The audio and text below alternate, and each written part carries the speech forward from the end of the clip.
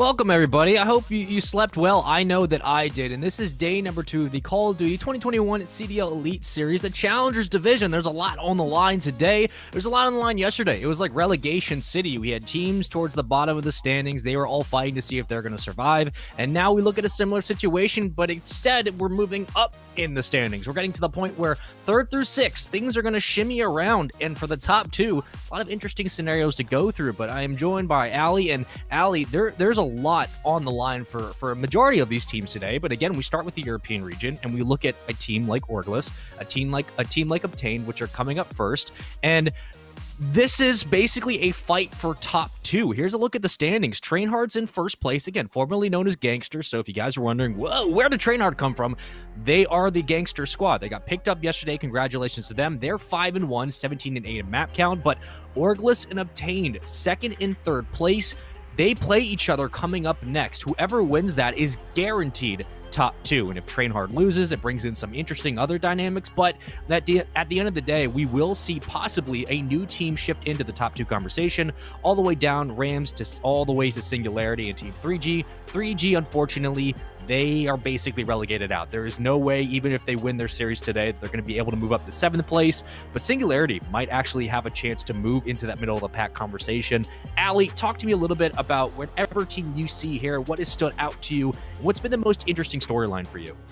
I mean, throughout this entire layout, there's so much wiggle room between all of the teams, especially between 2 and all the way down to 7. There's so much wiggle room. Team Singularity, a team we didn't think was going to be able to get out of relegation, they absolutely can. And you start to think about the pressure that's on them today and possibly Thursday, should they play then. And you know what that's like for them and what their kind of mental is like going into this. And again, this is a big day for a lot of these young challengers because we're getting towards the end of some of our regular weeks for the Elite Series. And then coming up down the line, we have our playoffs where the teams in 3rd place through 6th place have to fight against each other to continue on to Season 2. Top 2 teams will be there, Trainhard and Orgless. Possibly, maybe Obtain's going to move into that situation. And again, the situation is if Trainhard loses their series and like Obtain Esports wins their series against Orgless, then you're in a situation where Obtain take 1st place, Trainhard take 2nd. So there's a lot that's going to be moving around. The moving pieces today are going to be interesting to look at. I can't wait to see kind of all the different nuances. But Fox, there's so much in Europe to be excited about. What's been keeping your eye up on the table?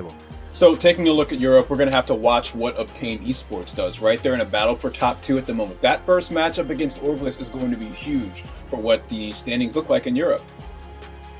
Yeah, it really will be. And I think that this, in terms of all the different kind of storylines that have gone into today, this is one of the weeks where things really start to pick up because last week is very much about what do the team rosters look like? What is the chemistry really like? What is the composition on the field? Now we're in week 2 where, hey, this is do or die time. We say it all the time. We're going to keep saying it all throughout today. You must show up and play good Call of Duty. If you don't, you could see a team like Singularity who's on the rise starting to move up into the standings. And if you're in top 2, you could get throttled out. So let's look at some of the standings because this, again, is where all of the teams have found themselves. And I correct myself. The schedule is Orgless and Obtain Esports will come up first. Then Rams and House Tarth, UT Crew, Built by Gamers, and Subliners Academy versus Wester is our marquee matchup at the end of the day, and that is the big one. Everyone has their eyes on the North American region. The number 1 and number 2 teams. We saw Subliners go absolutely off last night.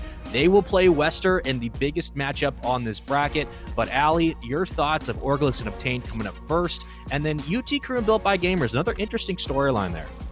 I feel like Orgless versus Obtain Esports today is definitely our close top 2 of our most exciting matches today, and I feel like it's a really good one to start out with. Orgless, they are 4-0. They are sitting very pretty at number 1 in the EU region right now. Their map count is 12-5. They are obviously feeling very confident going into this, but when you also look on the tough side of Obtain, they're sitting 2-2. They're a little bit more mid of the pack, but you know what? They need to come out and catch Orgless a little bit by surprise, and I think we have a really interesting series coming up for us today, Spaceman. Fox, Subliners Academy and Wester. You talk about one of the biggest matches in the history of Challengers Elite Series up until this point. This is the big one. This is the North American heavyweights going head-to-head at the end of the day. And what better way to kind of showcase these two teams than at the very end of the broadcast? Do you got any early predictions, any little tinglings that you're feeling, oh, we may be seeing like a game 5, maybe subliners just a little bit better? I think this one could really go the distance. I just think they're so evenly matched. See, that's an interesting take, and I'd have to agree with you on that. I think we're going to have a great fight on both sides, and we'll see the conclusion of what could be a very competitive matchup. However, we need to be reminded about the 3-0 potential from the New York Subliners Academy. I mean, these guys could just come out hot and smoke the competition in less than 30 minutes. Yeah, I think that you bring up a good point there. It could be game 5, right? A lot of people probably predict, oh, they're so evenly matched, so of course it goes the distance. But remember, as the pedigree continues to rise, that's when you start seeing teams counter each other a little bit better, and maybe subliners get the upper hand. Maybe it's Wester who all of a sudden take the #1 spot. But here are the maps for the first series we have in the European slot, and this is an interesting one. Again, there's a lot of story here to be told, and I can't wait to see the action actually kick off in just a couple of moments. But Orgless and Obtained Esports, these two teams are going head-to-head on Raid first, followed by Checkmate, followed by Raid, followed by Checkmate, followed by Raid. There's a pattern here that we didn't catch on to just now, but it seems like both teams favoring Raid, at least in the respawns off the start. Then the S&D starts to slow down Checkmate. You're going to be looking for those creeks to come out. Raid S&D game 5 if necessary. But Ali, looking at just starting off the series, first map is on Raid, then we go to Checkmate for S&D, Raid for Control. Raid seems to be favored for the respawns off the start. Who do you getting a vibe from? Do you think Orgless or Obtained are going to have a better start to the series? I feel like Orgless, absolutely. They have had such a dominant respawn start so far. I feel like they'll definitely be able to take this hard point pretty easily. I like what you're thinking there. And you know what? I'd like to see the gameplay a little bit more. So with that said, we will bid adieu to our best friend Fox, and we will hop into map #1. It's Orgless versus Obtained Esports. Map 1, Raid, underway. And again, there is a lot on the line for both these teams. Let's remember kind of the standings here. Orgless, they lost 3-1 to House Tarth and 3-2 to Rams, so they're on a 2-loss streak at the moment. Obtained won 3-1 over Singularity. The winner of this is guaranteed top 2 in Europe, and everything else is out of their hands. They can either wait for Trainhard to win or lose and see if they get first place. At the end of the day, you have to come out and win this match, and whoever does, well, you'll be sitting nice for the playoffs. All right, well, right off the bat, we are on board with Harry. Orgless looking like they are getting the first couple seconds of time on this first hill, and already some fantastic gameplay out of Harry, getting some kills, trying to get on rotation and flip spawns for his team, which he is able to do. Unfortunately, giving up a little bit of control on P1, but that is perfectly fine as they are slowly getting ready to rotate over to Lambo side.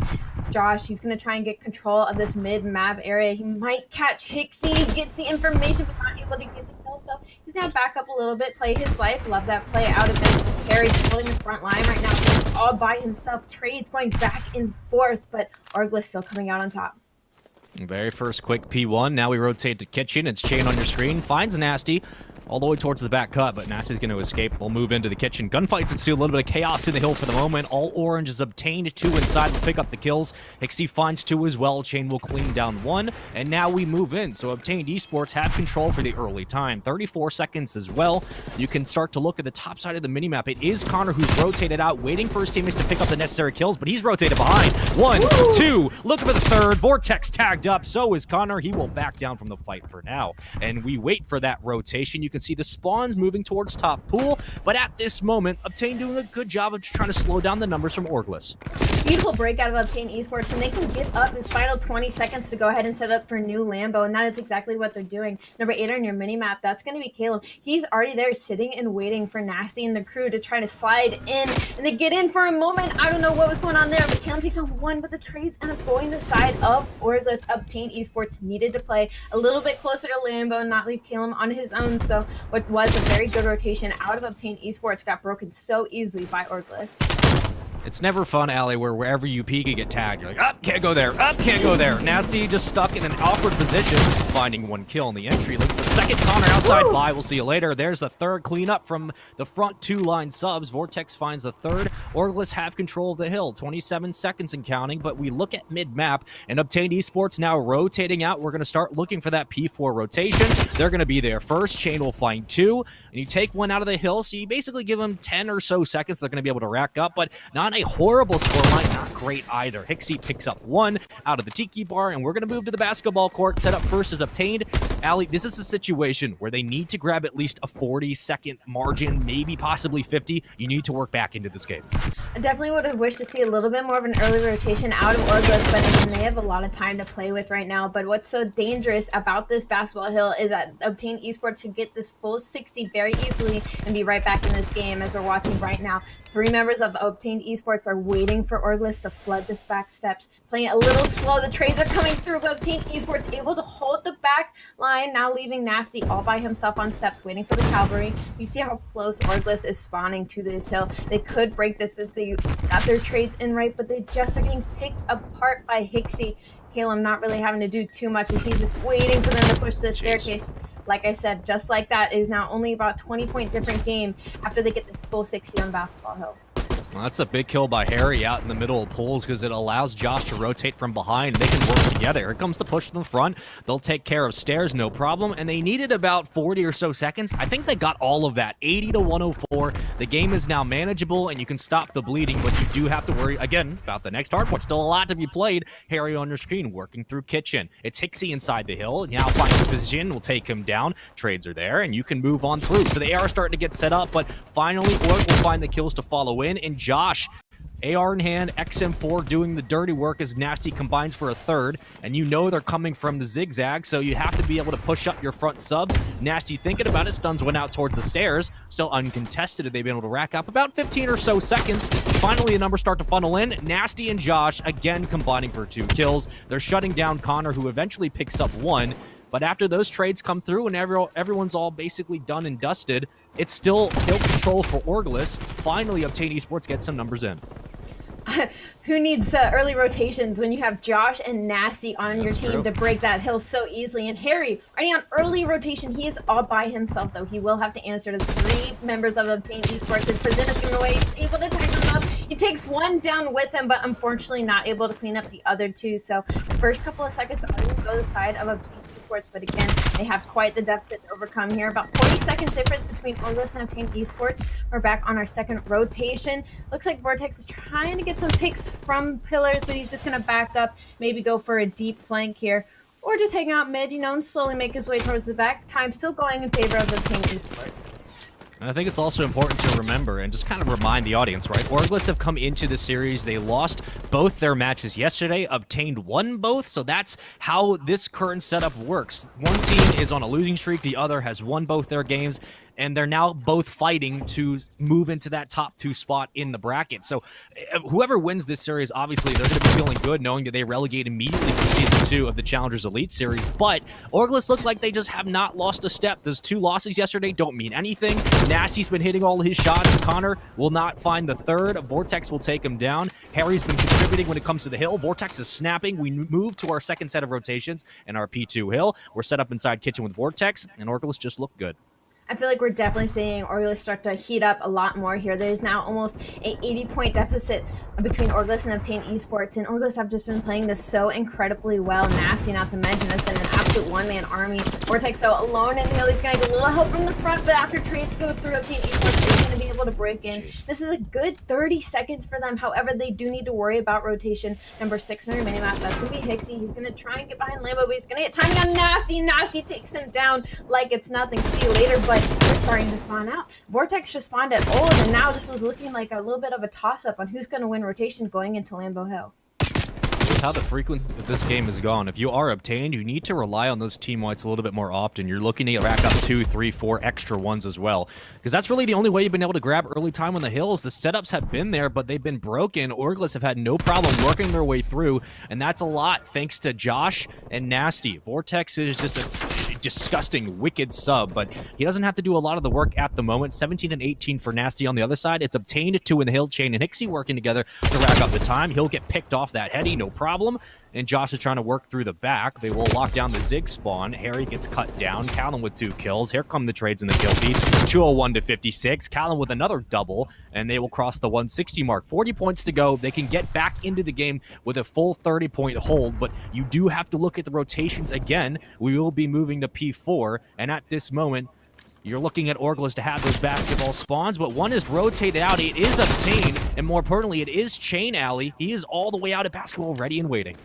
I can't say I like this play by Orgless to hit this last 20 seconds because now they are going to start spawning at Lambo, which is all the way across the map from basketball. And we saw how good that hold was for Obtain Esports last time. And I don't want to see Orgless get stuck in this situation again, but great rotation out of Obtain. We're going to have to worry about Hixie here and Bar. His team might catch Nasty trying to hit the front, but Orgless needs to wait for each other here, play out their trades, and then collapse on the hill together if they have any hope of breaking this. If there was ever a time for a series to go to 5 games, this might be it. So back and forth are both these teams. There's 2 kills. A team kill comes in, but you still have control. Now full 4 spawn as they're close to the back, and you're looking at Orgless to hit together one at a time, but Josh trying to go through mid, trying to get pool control. Nasty with 2 kills. That's massive. As you just take one at a time, you can play the trades and the numbers. Orgless will move in. Hixie last alive, so weak, nowhere he can run. And it's just such a great orchestrated hit by Orgless. Josh comes through mid-map, runs by pools, takes down 2, and they're able to pinch their way into the hill, and they can't win it here. So we will see another set of rotations. We're going to go to the courtyard, and now is when you need to set up if you're Obtained. You need to pick off the kills necessary, get a couple team wipes if you want to win this game. If Harry can get control of P1 right here, that would be huge. But it looks like he's going to cut in the mid instead, and he does get taken down. So first couple of seconds with the side of Obtain Esports, but no worries because Harry himself and Nasty are waiting. And as the last 2 you want to go through, but Kalen with a huge 2, and now Obtain Esports, suddenly the time is going their way. Orgless are going to have to hit this together as Obtain Esports is starting to set up. 2 are going to try and hit through P1, but Kalem is just getting free time as his teammates are getting all the trades out. What was seeming like an Orgless close game, Kalem has something to say about it. 243 to 220. They could 100% close this gap here and win on this hill. They absolutely can, but they need the kills to continue to come in. The map's starting to spread out a little bit for Orgless, but the hits still come through zigzag. There's 1 kill, massive as well. The break is in. The spawns won't come anywhere close, and that's going to be game 1. It's Orgless who take it off a final break. And that was such a big kill from Josh. He moves through, takes out Callum, who was causing havoc at Zig. And at the end of the day, you just need 1 good hold, and they weren't able to find it. But at the end, Orgless able to clutch up. Absolutely fantastic map out of both teams. I was a little worried there because Orgless started to allow Obtain to get all that scrap time, and then they were starting to hit it a little too late, which allowed Obtain to get the early rotation and the early setup in that early couple of seconds and slowly close that gap with the lead that they created. But Orgless, I mean, what less did we expect out of the 4-0 team, and ended up keeping their composure and winning the game. One of the things that I noticed during that hard point was a lot of the times Obtained were relying on the full team wipe, which is great, but they weren't getting it as consistently as they needed to, Ali. There was a couple of times where they had 4 or 5 dead, and that was just rolling them into 40-point margins. But when you're relying on having to completely wipe Orgless off the board and need to get yourself back in the game, that's where I worried about their hard point success, because Orgless were able to move into each setup and just take them down one at a time. Even on that last basketball court hill, you were able to see Josh rotate all the way down through mid-map. He comes through courtyard, he goes poolside, picks up 2 kills, and then you pinch from both sides. There was nothing that Obtain could really do, and Orgless just made quick work of it, right? So you're looking at Obtain to continue to find those team wipes, but what did you see looking back, even on those Lambo holds? Was it just they were struggling to hold the hills, or did you notice that their kills weren't coming in the right places? Well, on the side of Obtain, they just allowed Orgless to slip through way too easily. When Orgless, the entire team came through mid, nobody was there to contest them, and it ended up still working in Obtain's favor because Orgless did turn around after a couple of kills, kind of expecting that spawn behind them, which they were right. Obtain did start spawning behind them, but they turned a little too early, so they ended up getting picked off from inside of the hill. But we're going to watch a replay real quick to see how that all went down. But, I mean, still great stuff out of both teams. Obtain and Orgless. Obtain absolutely hang with Orgless and Respawn, which is not something I expected going into this map.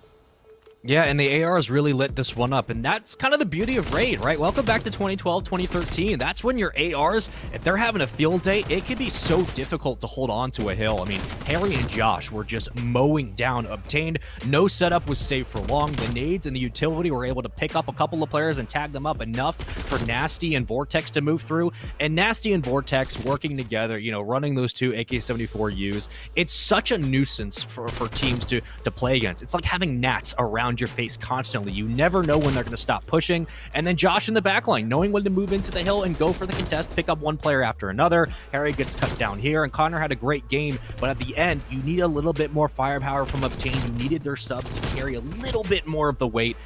But now we take a little bit of a look ahead. We look at Game 2, Allie. Game 2 S&D is going to be on Checkmate, and this is a map where, again, regardless of the XM4 Krieg debate, you're talking about your ARs having a field day, you're talking about sub-control in plane. This is a map that I also think favors Orgless, just with how Josh and Harry look at the moment, but Vortex and Nasty, like, again, a phenomenal top 3 sub-duo in Europe. This is absolutely a map where they can eat everyone alive in the plane. What are you thinking? No, absolutely. Across the board on Orgless, I mean, Nasty, Vortex, Harry, and Josh, they're all scary on S&D, but I also feel like on the side of Obtained, I mean, you have Hixie, you have Caleb. I feel like if they can kind of match Harry and Josh's pace, I feel like the S&D is a little bit more of a map that Obtained could come out and take from Orgless should they take any maps in this series. Sure. I feel like S&D is definitely their stronger suit rather than Respawn, so I think if they can capitalize on that, we may see a little bit different of a momentum change.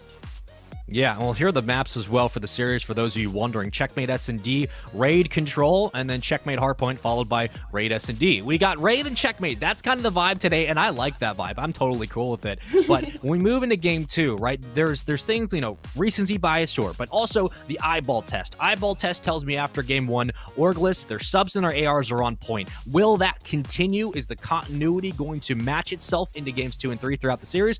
Maybe. That is its own discussion, but if you are Obtained, if you're a fan of them or you're a player or coach in that team at this moment, all you have to do is just match the cadence of Orgless. I'm not asking you to overwhelm it. I'm not asking you to be better than it. Just need to match it, especially on this map where your subs need to be able to have a presence in the middle of the plane. All you need to do is play the standard match-to-match game. If you can do that, you have a definite good chance of sending the series tied 1-1. Well, let's get right into game number 2. It's S&D on Checkmate, it's Connor putting some shots through the plane, and it's Callum running the bomb. All right, Team Esports already trying to look to take over this bomb site. First blood goes in favor of Orgless Esports. Josh is able to pick out Hixie. It is now a 3v4 situation. Bomb has yet to go down. Killam's looking to lay it. He's all by himself in this plane right now, though, which is a very scary situation because Nasty is right below him should he decide to hop up on this wing. Oh, Callum's going to get caught. Vortex going in for the challenge. Callum escapes. And Chain will be picked off. Never mind. Hixie as well. First and second blood going to Orgless. 4v2. Callum still running the bomb. Nasty rotating back. Connor on the other side trying to push up. They're shipping. He gets cut down. Great shots by Nasty. 1v0. Orgless win round 1. And it all collapsed in the middle of the plane. Once they got control, the bomb couldn't advance, Allie. And at that point, you're kind of in no man's land. There's really nowhere to go. With Connor caught out like that, I definitely would have liked to see Caleb try to rotate and get himself out of that plane situation because once they had that information, there wasn't really much he could do to try and lay that bomb down at B. But fantastic plays out of Orgless, excuse me. And Nasty, I mean, 2-0, Josh 2-0. I mean, we just talked about Harry and, Nasty and Josh taking over in this S&D, and that's exactly what they're doing. Yeah, yet to find a kill obtained. Again, it's only one round. Doesn't spell the whole story, but certainly starts writing it. That bomb is hesitant to move up. 2-2 spread for obtained. One watching each site. We'll see who gets the first pick. Stun comes out, information's there. Shots ring out. Nasty still your bomb carrier. Ready and waiting. Vortex and Callum kind of rotating around each other under the plane. Vortex jumps up, and he'll be in mid. He gets tagged up. AR sit in the back for obtained. No one yet to find a pick. 50 seconds to go. Nasty finds first blood onto Chain, and Hixie will... Oh, he re-peeks, and he drops. A mistake there by Hixie. Not many places he could have run, but certainly not back into the opening. As that bomb starts to advance, Connor is going to be watching over the site, but they should be able to get it down. Bomb goes down. Absolutely fantastic play out of Orgless. They just waited for that first pick. They waited for the mistakes, and that's exactly what Obtain Esports did, especially with Hixie re-peeking that when he was already getting tagged up. I wish he would have played his life a little bit there, but now a 2v3 situation. Connor does find one, but the trades come through very fast.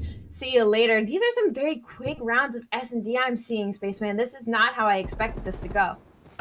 Yeah, we made the joke yesterday about Garrison. We said, hey, when things happen on Garrison, they happen quickly, and that was hilarious. We all laughed, I'm sure. But Checkmate also has a similar vibe, right? When things start to unfold and when kills start to fall, especially after first and second blood, this map closes down quickly. There's not a lot of places you can go. Again, it's like we took P4 off Gunrunner, said put him on the left or right side of the map, and then put the terminal plane right in the middle. Have fun. And yeah, you pretty much can, because when kills start to fall, it gets difficult to retake the map on offense. Josh, first blood, nice try peeking, not gonna work.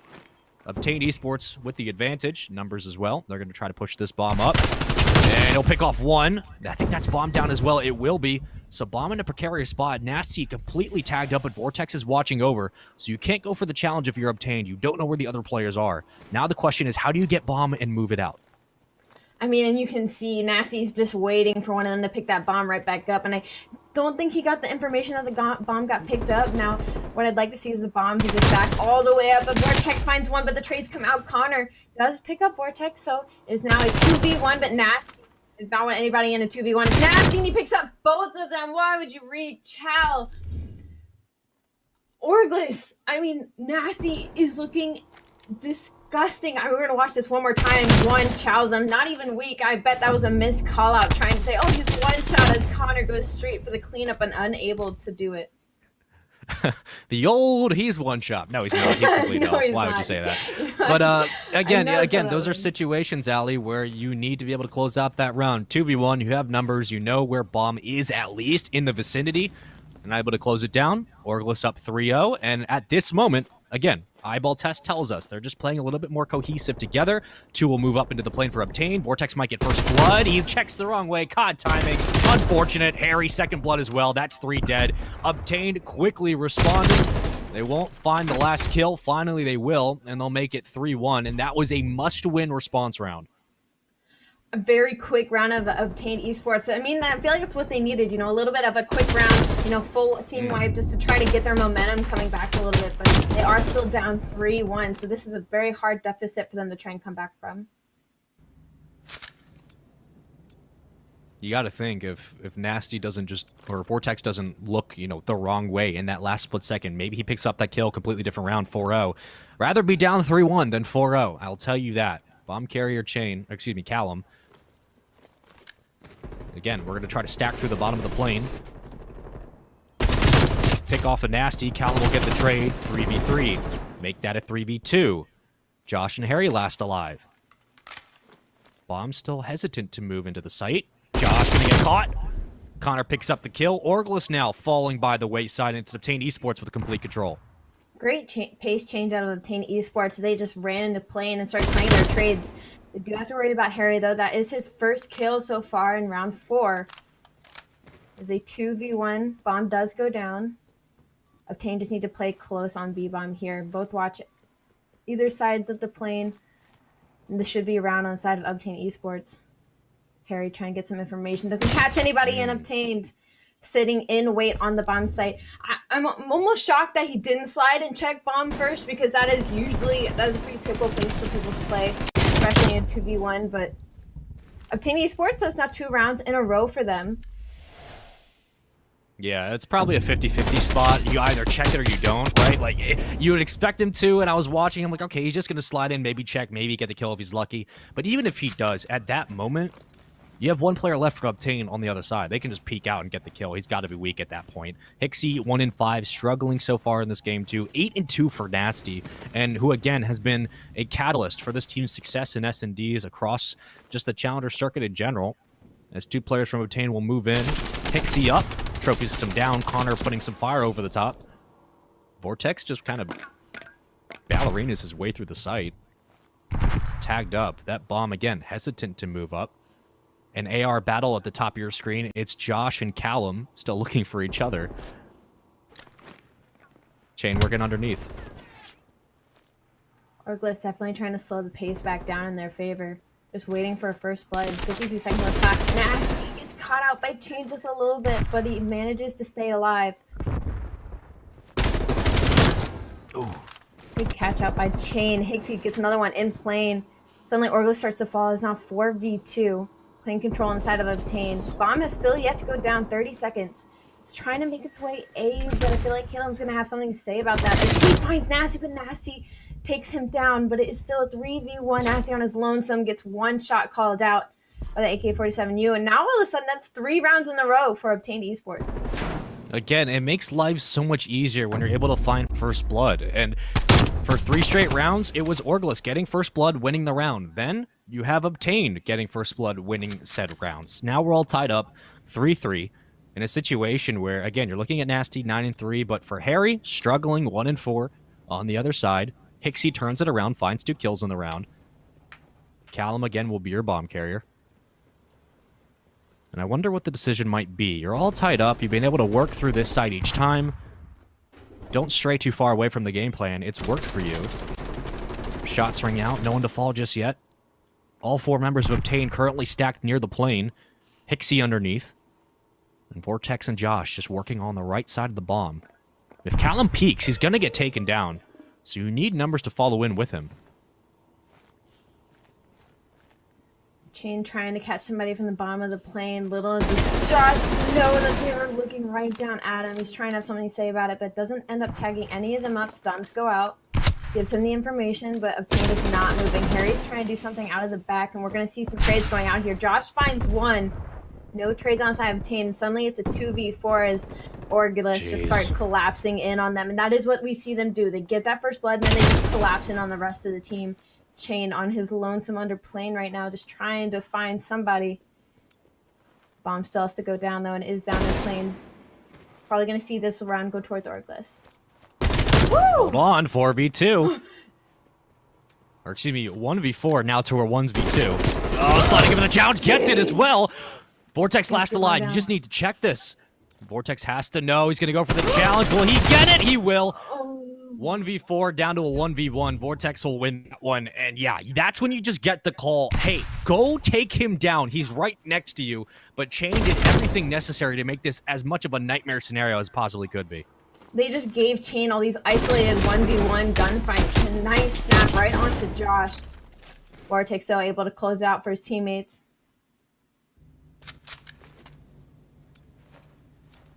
Four, 3. Nasty again, leading the lobby with the most amount of kills. Chain on the other side, thanks to that basically 1v3 that didn't pan out the right way. 8-5. Again, they will send Josh out on an island. He's going to be looking for Hixie if he gets lucky. It's a 3-hit under the plane. I kind of like this play. And never mind, Chain gets first blood. And the bomb's down. So yeah, it looks good, and then it didn't. I was going to say there's a little something different out of Orgless because they have yet to make a full commit towards the B bomb site, but still 3v3, they were able to trade out Nasty with Chain. And that's your 9-6 down on the board. That's also your 10-5. Your Thanos is on both sides of the team down. Vortex stuck on the plane here a little bit. He will catch out Hixie. Now a 2v3. Vortex will get taken down though. Those trades continue to go out. The bomb is still yet to go down. Not that they needed to though, as Orgless are able to find Harry. Now they're up 5-3. Orgless, great composure out of them, able to shut down the momentum that Obtained was trying to gain through those past 3 rounds. I remember watching Vortex during Black Ops 4, and I think it was...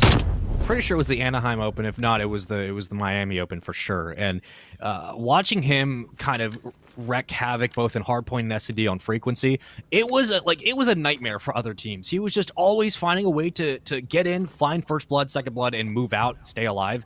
You could never kind of lock down his position, and he's kept that same play style all these years later. The dude's an absolute menace. He's at 10-5. Excuse me, 7-5. Nasty at 10-5. Callum gonna move into the site. Everyone's here though. Callum might peek again, has nowhere to go. Vortex gonna find first blood.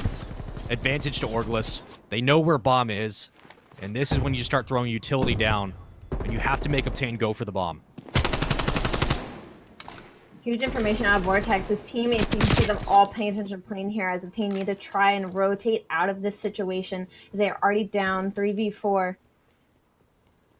Hixie trying to find a little bit something under the plane. The bomb is by its lonesome with Chain over on the A site, so they don't know about Josh just yet. Hixie does need to get that information or else Chain could get taken down here. Couple of shots. Couple of shots going his way. They still don't know Josh is posted up at the A site. He could get this information on this rotation back over towards B.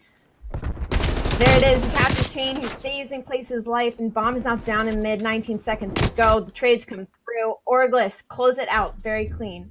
6-3. Well, they win up 3-0, they give up 3 rounds, and then they win 3-0 again to win 6-3 in game 2. And looking back, I mean, we've only been gone for 5 seconds, but looking back at this S&D, it was complete dominance for the first 3 rounds, Allie, and then things start to slow down a little bit. You see a response coming in from Obtain. They start finding first blood. That rallies them into a comeback of 3 rounds in a row, and that's how the story was. 3 rounds for Orgless, 3 rounds for Obtain, 3 rounds for Orgless. Once they got a plane control, you're looking at Vortex and Nasty. Once they were able to get up there, get set up, Callum was running bomb every single time. They shut him down. They don't let him advance. And then they just controlled the plane. They just continued to find a way to stop that advancement, and they picked up first blood, second blood. Your ARs are working under the plane, so you can find people rotating out of position. They watched the cross appropriately. What did you see in that S&D? Because it was very much just you take 3, you take 3, you take 3. What stood out to you about the way Orgless played that? Well, so Orgless was playing very spread out in the beginning, and that's when Obtain kind of started to take those rounds back, because they were like, okay, let's just stack a point together, play our trades, play our numbers, and that's when they started to get those 3 rounds. And once Orgless realized that, they were like, all right, fine, so we'll slow down, we'll start playing closer together. They get that first blood, they collapse on the Obtain, and Obtain just wasn't able to respond in time. Yeah, and Obtain had a couple of rounds where it looked like they were going to be able to kind of rally, right? You're looking at rounds 4, 5, and 6, but even during like the replays, when we were just taking a look at some of the final kill cams, it really seemed like they were continuing to fight back against the assault. That was Orgless, and then Orgless once again stepped up the next level. Going into this S&D, and here's the replay, all we asked for Obtain to do, right? Just match their level. When they matched it, they were tied 3-3. When Orgless started to get more comfortable and raise the speed and just kind of the frequency of their gameplay a little bit, that's when we saw them moving into plane, getting first blood. And from there, it was just impossible for Obtain to find the right way to play through the map.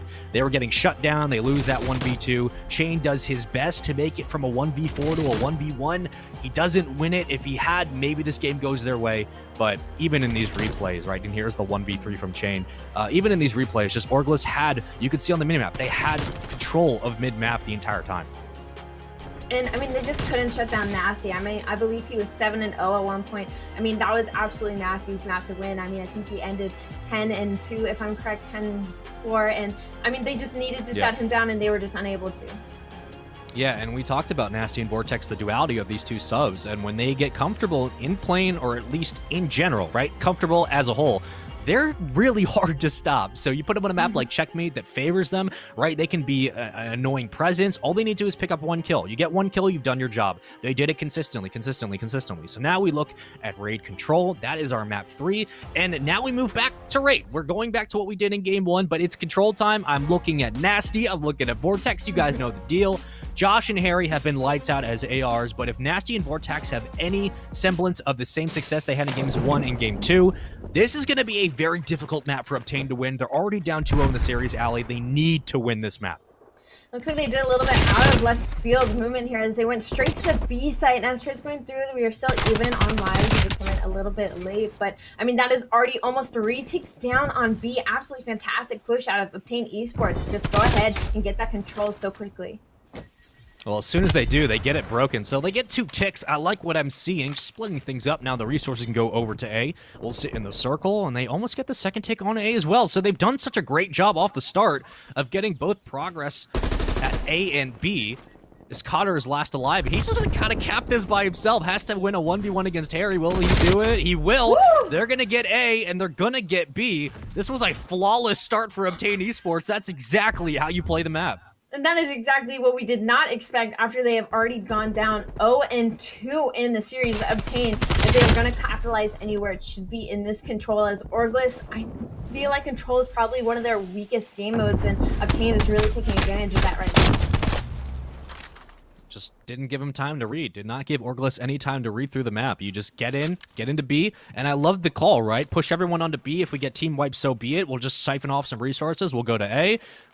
Everyone does their job. They pick up the necessary kills, and they rally it to a first-round win on offense. Now we move to Orgless. Now here's their chance. And it looks like it's going to be another B hit off the start, so similarities between both teams of the opening of this game 3. Chain absolutely ripped off the corner. Vortex picks up the second kill, and now we will move into the site.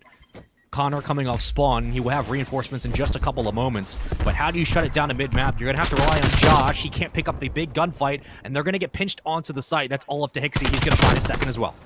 Harry needed to turn around there. I wonder what the call out was for Hixie running in their back, but they did end up getting one tick on B, and now we already have a player on A, but he doesn't win that gunfight. So Orgless was trying to answer with a fast B cap of their own, but they were unable to pull it off. Now Hixie is about to just wreak absolute havoc in Orgless's spawn. See if he's going to catch Harry here. Top tier thing from me. And he wins the gunfight. Hixie 6-1. Obtain Esports not looking at all like the first team we saw in the hard game. I make it at 7-1. 7 in a row. All we said, we need you to match the slaying of Orgless just a hair. Just match it. Here comes the 8. Gonna catch him running. Nowhere you can go. Again, this is what you needed if you're Obtained Esports. Hixie starting to pop off. Josh coming off spawn. He's gonna get out. Gonna escape. Vortex with a challenge. And he will be deleted. 9-1. 9 straight kills. And if this is not a good defensive hold, I don't know what is. 22-17. You need to rally off of these kills and find this route. Harry and Nasty were able to cap the B point, though, while Hixie was trying to make noise in their spawn. But if you look at the lives, 21-19, Orgless is down. But if they get one good wipe here, they could cap A and still take this round back from them. But Obtained, I mean, looking absolutely fantastic. At number 3 of your main map, that's Connor. He's just absolutely killing them off the spawn. The game's starting to slow down a little bit, get a couple picks here and there, but lives are just going in the favor of Obtained Esports. Orgless is just running straight into free fire, unable to break through. They're getting blown off the map. They can't move anywhere. They can't set up. Look how far past the 50-yard line Obtained are. They're just going to collapse in on the spawn. As Vortex on your screen, going to get cut down. Chain with the double kill. One moving up water steps. Nasty, nowhere to run. 6 spree for Chain. Vortex will tag him up, but he at least slows down the push. They have to get to A. Allie, they can't even move to A. Look at where they're spawning and look where they have to go through. They're getting cut down by Connor. Callum finds 1 kill. You have Chain on a 6 spree. Like, what do you even do? You just have to slay out everything. They're not doing it. They are completely spawn trapped right now. And that is another round already on the side of Obtained Esports. These rounds are going by so fast. They're just getting absolutely outslayed and outplayed. And I knew going into this, Orgless was not very good at control. So I'm interested to see if they lose this 3-0, what they're going to do going to the next hard point. Well, this is one of those variables we probably didn't discuss that much. When Vortex and Nasty aren't able to actually move out of spawn and, start killing as subs, they're combined 9 for 20. You look at Harry at 4-9, Josh at 5-12. This has just been a slaughtering. This has been an absolute rewrite script game 3. Obtain Esports. This is a completely different machine right now. Had they been playing like this in a hard point in the S&D, it might be 3-0. They are slaughtering Orgless off the map. Harry will not survive that gunfight thanks to Connor. There's the stick. Oh, I love it. Get onto the point. They'll get the progress as well. Nades fly out. Connor's still alive on a 2 spree. Vortex will pick up the kill, so they shut him down for the moment. And numbers funnel in, so they will at least get the neutralization onto the A point. But B, still back in favor of Obtained. I mean, and Orgless let them do it right again. They baited them all towards the way A, all the way towards A, and now Chain can just sit at B, get that first tick, possibly that second tick, wait for the cavalry and set up. I mean, we are seeing a replay of round 1 of where Obtain Esports just capped B so fast that Orgless just wasn't able to catch up. Callum moving through kitchen's gonna have Harry in front. He'll pick him up. Yep, that one's easy. Connor. Headshot as well. Josh will take down Chain. Starting to come through. Callum is just, I would say sniping as if he is like quickscoping everyone. I mean, basically looks like it. He is burning through the defensive hold of Orgless. Each time they try to come through, Vortex able to pick up 1. And A still viable. Vortex picks up the second. Now on a 3 spree. But what's the decision here? 15 lives for Orgless to 18 of Obtained. And these rounds have really come down to the life differential. It really hasn't been, oh, we lost the cat, we have to play from behind. They're just getting slaughtered off the field. Vortex will drop. And Allie, it's 17-12. Again, Obtained in a good spot.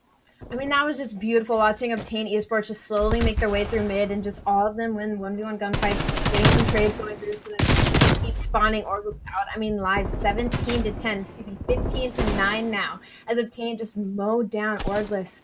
Kill left on his lonesome though. He still needs to cap A, but they have a minute and 30 to do it. They could absolutely just sit here and keep picking off Orgless. Two do go down though on Obtain Esports, so they're trying to collapse and push up on the side, but number one on your minimap, that's going to be Chain. He's going to be coming through mid and trying to make some noise, possibly in the spawn of Orgless yet again. Ooh, that looked dangerous, but they'll pick up the kill regardless. 12-6. A ratio of 2 at this moment. You just play trades, you win this round. A minute to go. Pixie's going to move in, trying to go for the cap. Vortex will take him down, but there's still players there. Vortex needs help. He can't do this by himself. Crossing in is Josh. Josh trying to send some shots over. He's going to be top laundry. They get a couple of kills. Okay, 9-3, but that's basically it. Orgless only have 3 lives to go. You have 7 for Obtained. This one's going to be almost impossible. They're going to decap that second tick. But you can take your time if you're Obtained. You're just playing for 3 kills. At this point, I was going to say, if nobody on the side of Orgless goes down, they did have a good chance, but it's now basically a 2v6 situation.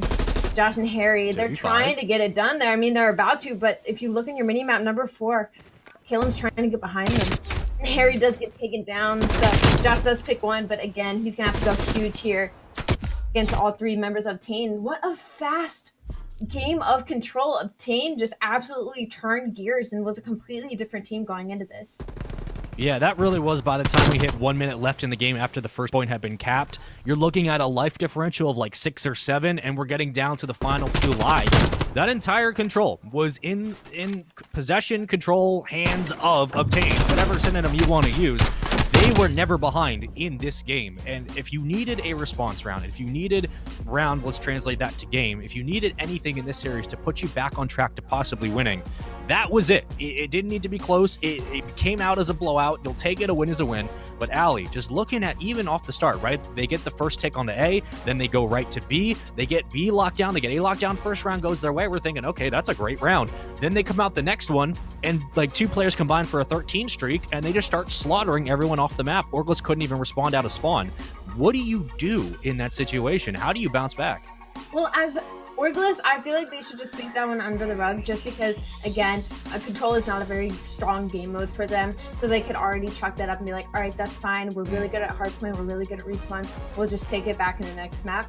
But Obtain is probably feeling so good now. They are hot on their heels. They got them a little shaken up. They've taken a map off. It is now only 2-1 in the series, which is a lot less daunting than 2-0. And again, we've seen reverse sweeps almost happen, especially yesterday. So is it completely possible for Obtain to come on back? Yeah, let's look at the replays of that game, and I feel like the replays are just going to be a highlight montage of all of Obtained Esports. I mean, why wouldn't it be? And I feel like the only strat that you have going forward in this series, if you are Orgless, is just, if we don't think about it, it didn't really happen, right? And that's kind of the mentality you need to have, because you didn't spend maybe more than 10 minutes on this map. It was a very quick one. Hixie at 5-1, you had Chain at 6-2. Hixie was eating everyone right in the top of Art, and there was nowhere else to run. He was on a 7 spree, 8-9. He kept going. He was taking out Josh off of spawn. Your subs combined were, what, 9-20, 10-20 for Orgless? That can't happen. That's not how you're going to be successful in Control. Allie, what did you see out of Obtained aside from the slaying? What were they doing at mid-map that was so vital to their success? I mean, they were just playing so calculatory to each other. I mean, the way I watched them on the minimap slowly close in on Orgless on the A side, just slowly getting the picks and then knowing when the right time was to push up after they were all off spawn. I mean, it was absolutely beautiful to watch. And in my notes here, I mean, I have that Chain needed to step it up from yesterday. You know, we didn't see the Chain that we saw yesterday, and he really did. He turned gears today, and it made Obtain Esports like a totally different team. It really did, and maybe that's the spark. Maybe all of a sudden Obtain Esports just needed to not even win close, because win close, it's like, you know, oh, there's things we didn't do entirely correctly, and we feel like, yeah, we won the map, but it's still going to be a slugfest. They blew them out. So maybe the fact that they were so dominant in Game 3 means that, hey, we have figured out what we need to do. We feel good. We just destroyed them. Let's get right into the hard point. And speaking of which, it's Checkmate, right? We're going back and forth now. Checkmate, hard point. again, subs. Here is the map layout, and the subs need to be massive in this game for Checkmate. You look at game 5, again, Raid, we're probably going to go back there the way this series is going. The eyeball test, again, tells me that Obtained Esports look like they've flipped a switch here, but it was game 1 for Orgless and game 2 for Orgless. It was very, very simple, clinical, easy, and then game 3 was where everything just changed, and now I look at the subs and I say, hey, same thing, but looking at Orgless' side, Vortex and Nasty, can you help me, please? Like, we need help. We need help. You need to be able to slay like you did in the first 2 games. But if you're Obtained, you're feeling good. This is a good situation to be in, because after this, you go to an S&D on Raid, which is basically neutral for anybody. The map has been around for a decade. Everyone knows how to play it, so you take your time. Allie, your prediction going into game 4, and what's like one variable factor player you're looking at and you need them to go big? I'm definitely still favoring Orgless, and I'm definitely looking at Nasty and at Harry, because I feel like if those two start turning it up again like we saw earlier in the series, I feel like it'll be an easy sweep for them. I feel like we'll be another repeat of our first hard point, but Obtained could very easily take this memento and run with it. Well, let's get into the game again. Checkmate Hardpoint. This is our 4th map in the series. Orgless, Obtained, and once again, we're going to kind of rehash some of the storylines going into this. Orgless had lost 3-1 to House Tarth, and they lost in Game 5 to Rams yesterday. So they've been on a down streak of 2 games. Obtained won 3-1 over Singularity, and whoever wins this moves into 2nd place guaranteed. So there's a lot on the line. You don't have to worry about relegating playing through a playoff bracket. You get to move into Season 2 of the Elite Series just by being in 2nd place. You might even get 1st, depending on how Trainhard plays their games today.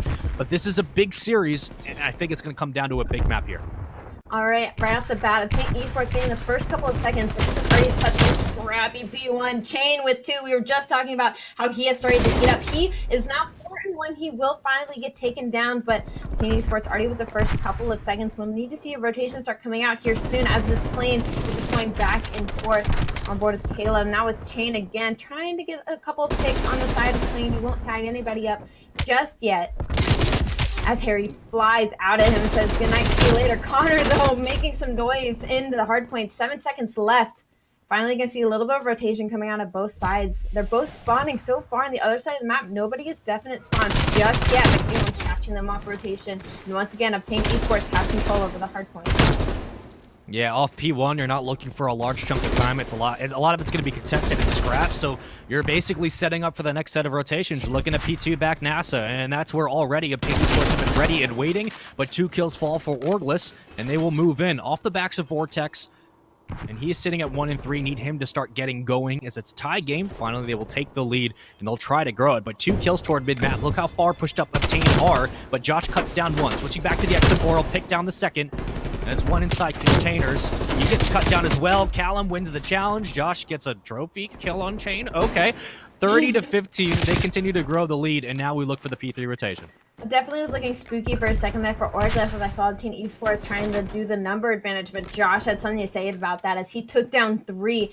So now Orgless 41-15. They are on rotation as well. Suddenly this is looking all for Orgless as they are outslaying Obtained Esports currently, which is not what we expected. Chain 8 and 6, Hixie 1 and 5. Need a little bit more out of him. Nasty looking to pick up 1. He finds Caleb goes down as well, and suddenly Obtained Esports are spawning so deep on the map. Number 5 on your minute now. That's Connor. He's gonna try and slip by, but he does get picked out. Now this is the Orgless that we wanted to see in the control bar, now seeing in the hard point. The danger for Obtained during that P2 hill was if they push too far up and they don't win the gunfights, you're going to play from behind going into P3 right onto the plane. So they elected to go that route. You could question it, but at the end of the day, it is what it is. You commit as a team, and now you have to fight off the back foot. 74-18, and this one's quickly gotten out of grass. They have to be able to find the necessary kills in transition. Josh shuts down 1. Chain will drop. You're looking at a 4v3 at the moment, back to full strength for both teams. Hixie's underneath the plane. He needs to be able to pick up Harry. He'll do so, and Josh will take down Hixie in the process. Connor finds 1. Callum will find the 2nd. No one's been able to grab time, but we go to P4, and we're going to sit towards shipping. As again, welcome to kind of the P4 hill from Gunrunner. Harry will pick up 2 kills, and the ARs are starting to light up for Orgless. This is what kept them afloat in the first hardpoint on Raid earlier in the series. That's what's keeping them in the lead right now. Orgless was able to give up that rotation and kind of fight for that plane control and able to let Harry get behind enemy lines and pick up that 3. And what was a very good rotation of Obtain Esports has now been broken so easily, and now they have to try and fight their way through front once again. We got Nasty playing a plane area. He's going to have a good engagement coming up here against Calum and Hixie. Hopefully see trades coming through. We heard him for sure. Doesn't win the gunfight, but again, this is an 80-point game, 106-30. Calum trying to make his way behind enemy lines, maybe flip him out, but Nasty has something to say about that. And again, this time has gone uncontested as Obtain is committing so much to try and get on this rotation. And 8 is trying to grab spawns for the next rotation, but he gets cut down. You're going to spawn basically back all the way at NASA. They'll do just that. That's a second kill for Nasty on a 3 spree at the moment, and they're going to lock down this next hill. So we move again into our rotation, and they're looking at who's going to follow up. Harry cannot find Chain. 135 and counting, and they have not been able to find the break for Obtained. They've found a couple now, 3 kills in a row, but how do you rally that into some solid time? Well, they find everyone off of Orgless, they get them out of the hill, and now you can try to sit in, but you need trophies down to watch those nades, and for the moment, they're going to be able to kind of scrap themselves back into this fight, but again, you're getting into that situation, Ali, where you have to be able to pick up kill after kill after kill. You need to rally that momentum into a solid lead. No, absolutely fantastic breakout of Obtain Esports, but now they have to worry about rotation because they are so down and out. There's only 16 seconds left on this hill, and Orgless is already in this plane, ready and waiting. Good shots out of Chain, though. They're able to make their way in, but they're going to have to worry about Vortex behind them. He does get beaten down, and trades go through. That is 3 down for Obtain Esports, and now suddenly what was looking like a good hold is now hurting them in the back as they have not rotated for this plane hill. Yeah, we go back to P1, our second set of hills, and again, another situation where, yeah, you got to commit as a team, you have to be able to get some time, but you give up in map control. Nasty able to find one, the trades come through, red and white in the kill feed. It's Calum on your screen picking up 1 kill. He will shut down Vortex, front light sub will drop. Second comes in, he'll find that second kill. Harry will drop as well. 58, contested hill, now they'll hit the 60-point mark, so they're working their way back into this game. They need a full 30 here, and they need to win rotation. Hixie with a big gunfight in the back. We're going to start looking at the NASA pop as Nasty and Harry are both back there. Harry picks up a big kill on the sidelines, and moving towards the outskirts, it is Josh, who should be able to take down Hixie. He will do so. The numbers funnel in for Orgless. They have the reinforcements. They have the kills falling on the outside of the hill. They have the early time, and they don't have to worry about this last scrap time, Allie. It's all good for them. Fantastic contest out of Vortex as he hit from the back and was able to get in there and get Obtained Esports attention for just a second as Orgless still has spawns for next. They're going to get the next couple seconds. Good shots out of Chain to get him off of hill, but Nasty's close enough to pick up that time, and across the board, Orgless is just outslaying. I mean, Vortex has just been able to sit in the objective. He has 1 minute and 30 seconds in kill time, but Team Esports not trying to go down that easy. Chain and Hixie are trying to make their way through the back. One gets behind, the trade doesn't go through. Harry able to pick up both in the back, so what was such a good flank coming out of them gets shut down so easily by the man himself, Harry. 20 and 15. Orgless is looking fantastic. This might be one of the most disrespectful holds I've ever seen from Orgless. They sit inside the hill for the first 15-20 seconds. They realize they're getting pushed from the back. They all jump out, get all 4 kills, and get right back in the point. If you're Obtained, you have not done anything successful when it comes to relocking down this lane and getting into the NASA hill. We look at P3, we're going to move back under the plane. You need your subs to step up. 11 and 20 is Hixie. He has to find a multitude of kills, excuse me. He needs to start popping off. You need your ARs and Chain. You need Con to start contributing. It's not been looking good. You have gotten nowhere near the hill, and you're getting towards scrap time danger moments of this game, where all Orgless needs to do is get 1 clean break, 1 clean hold. They can pick up 10, 20, maybe 25 or so seconds, and this game is done. This series is over. 181 to 97. You need a full 60 going into this hill and the next one. And because of this, Orgless hasn't even had to worry about losing rotation very early because they've been breaking Obtained Esports so consistently throughout this entire map. And number 1 and 2 is Vortex and Josh are admitting that they just spawn behind enemy lines, and Obtained Esports has no idea. They're all about to get shot in the back, and time is about to go aside Orgless, and once again, didn't even have to worry about rotation. This is a good 14 seconds going their way. They have plane control, which is so huge on this map, so they don't even have to worry about getting close to the next hard point just yet. Any semblance of stability as we look for P4. Vortex going to get shut down. Chain and Hixie, again, you need to find a solid group of kills. Josh will cut him down. Harry gets the second. It's so easily broken, Allie. They had the early setup. Calum comes in. He will find one, cannot find the second. and they just walk their way through. Orgless have no problem just moving into the hill and retaking what they feel is rightfully theirs. There's 2 kills. Josh looking for the third. He's going to grab it, and it's 210 to 110, a 100-point margin, increasing ever so slightly. They can't win it here, but again, we will move on rotation. You must contest if you're Obtained. Yes, you have spawns for new, but you only got about 20 or so seconds to give once the new hill pops. You need to contest for this time. They just can't find the kills necessary. Woo! Oh my god. Fantastic turn and burn by Vortex. Again, he is only sitting at 17 and 22 with almost 2 minutes in hill time on the board, letting his teammates slay out. Obtained Esports have just not been able to out-trade Orgless the entire map. Yeah, this one, it's getting out of control. Only 7 more seconds needed, and if I'm a betting man, which I'm going to be right now, I think this one's done. You get 1 break, the game is over. I know people say don't call it a comeback, but they have not been able to find the necessary kills. Hixie picks up 1. Everyone starts to get shut down. They'll have control for the moment. Now we look at Vortex. He's trying to move through the front. Harry coming off spawn. He gets cut down. 3 members are going to hit from the back. Again, you need 6 more seconds. Josh will pick up 1. Nasty picks up the 2nd. You play numbers advantage into the hill. They'll pick up the 3rd. Again, the numbers start to fall so quickly, and they'll get inside. 6 seconds. 4, 3, only 2 or 3 more needed, and they'll be able to close it out. No one in any remote chance going to be able to cross through mid-map and come in for the contest. It was a blowout from the start. It was a blowout through the middle, and it was a stomping in the end. 250 to 133. Just an absolute wrecking on Checkmate Hardpoint. This was a dangerous-looking Orgless team. Absolutely, and Orgless, I mean, that hardpoint was just flawless throughout, and I mean, Obtain was just unable to out-trade the way Orgless did. I mean, it felt like, you know, every time the hill got scrappy, Orgless always ended up on top. And again, like I said, Orgless is just so good at respawn, save, control, that they're going to be such a hard team to beat, as we just saw in this series. Fox, watching a team dominate in hardpoint like that, and we're talking about, you know, being able to sit in the hill and basically say, oh, you're challenging us? We'll move out. They move out, they get all the kills, they hop right back in. What do you, I'm not even gonna ask what do you do, but what did you see? Were you seeing the same level of dominance and non-worriedness? If we're gonna make up a word, let's do that. Like, they didn't look worried at all in the entire hardpoint. They were just kind of having their way with every single hill. What did you see during that entire hill?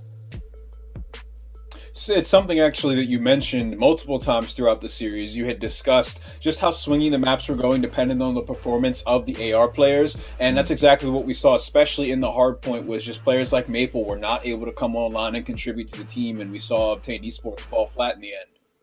Yeah, it really seemed like even in moments where, even in the S&D, you got Chain, who started to pick up the slack a little bit, but we put a lot of pressure on the subs. We said, hey, the subs need to be able to contribute, and let's take a look at the maps throughout all the series. But it was the ARs at the end that stood out for me. I mean, just the ability to continue to put pressure where pressure was needed and apply that constant overbearingness on the hill. I mean, take a look. 250 to 231 in Game 1, 6-3 win, 3-0, 3-0, 3-0 in Game 2.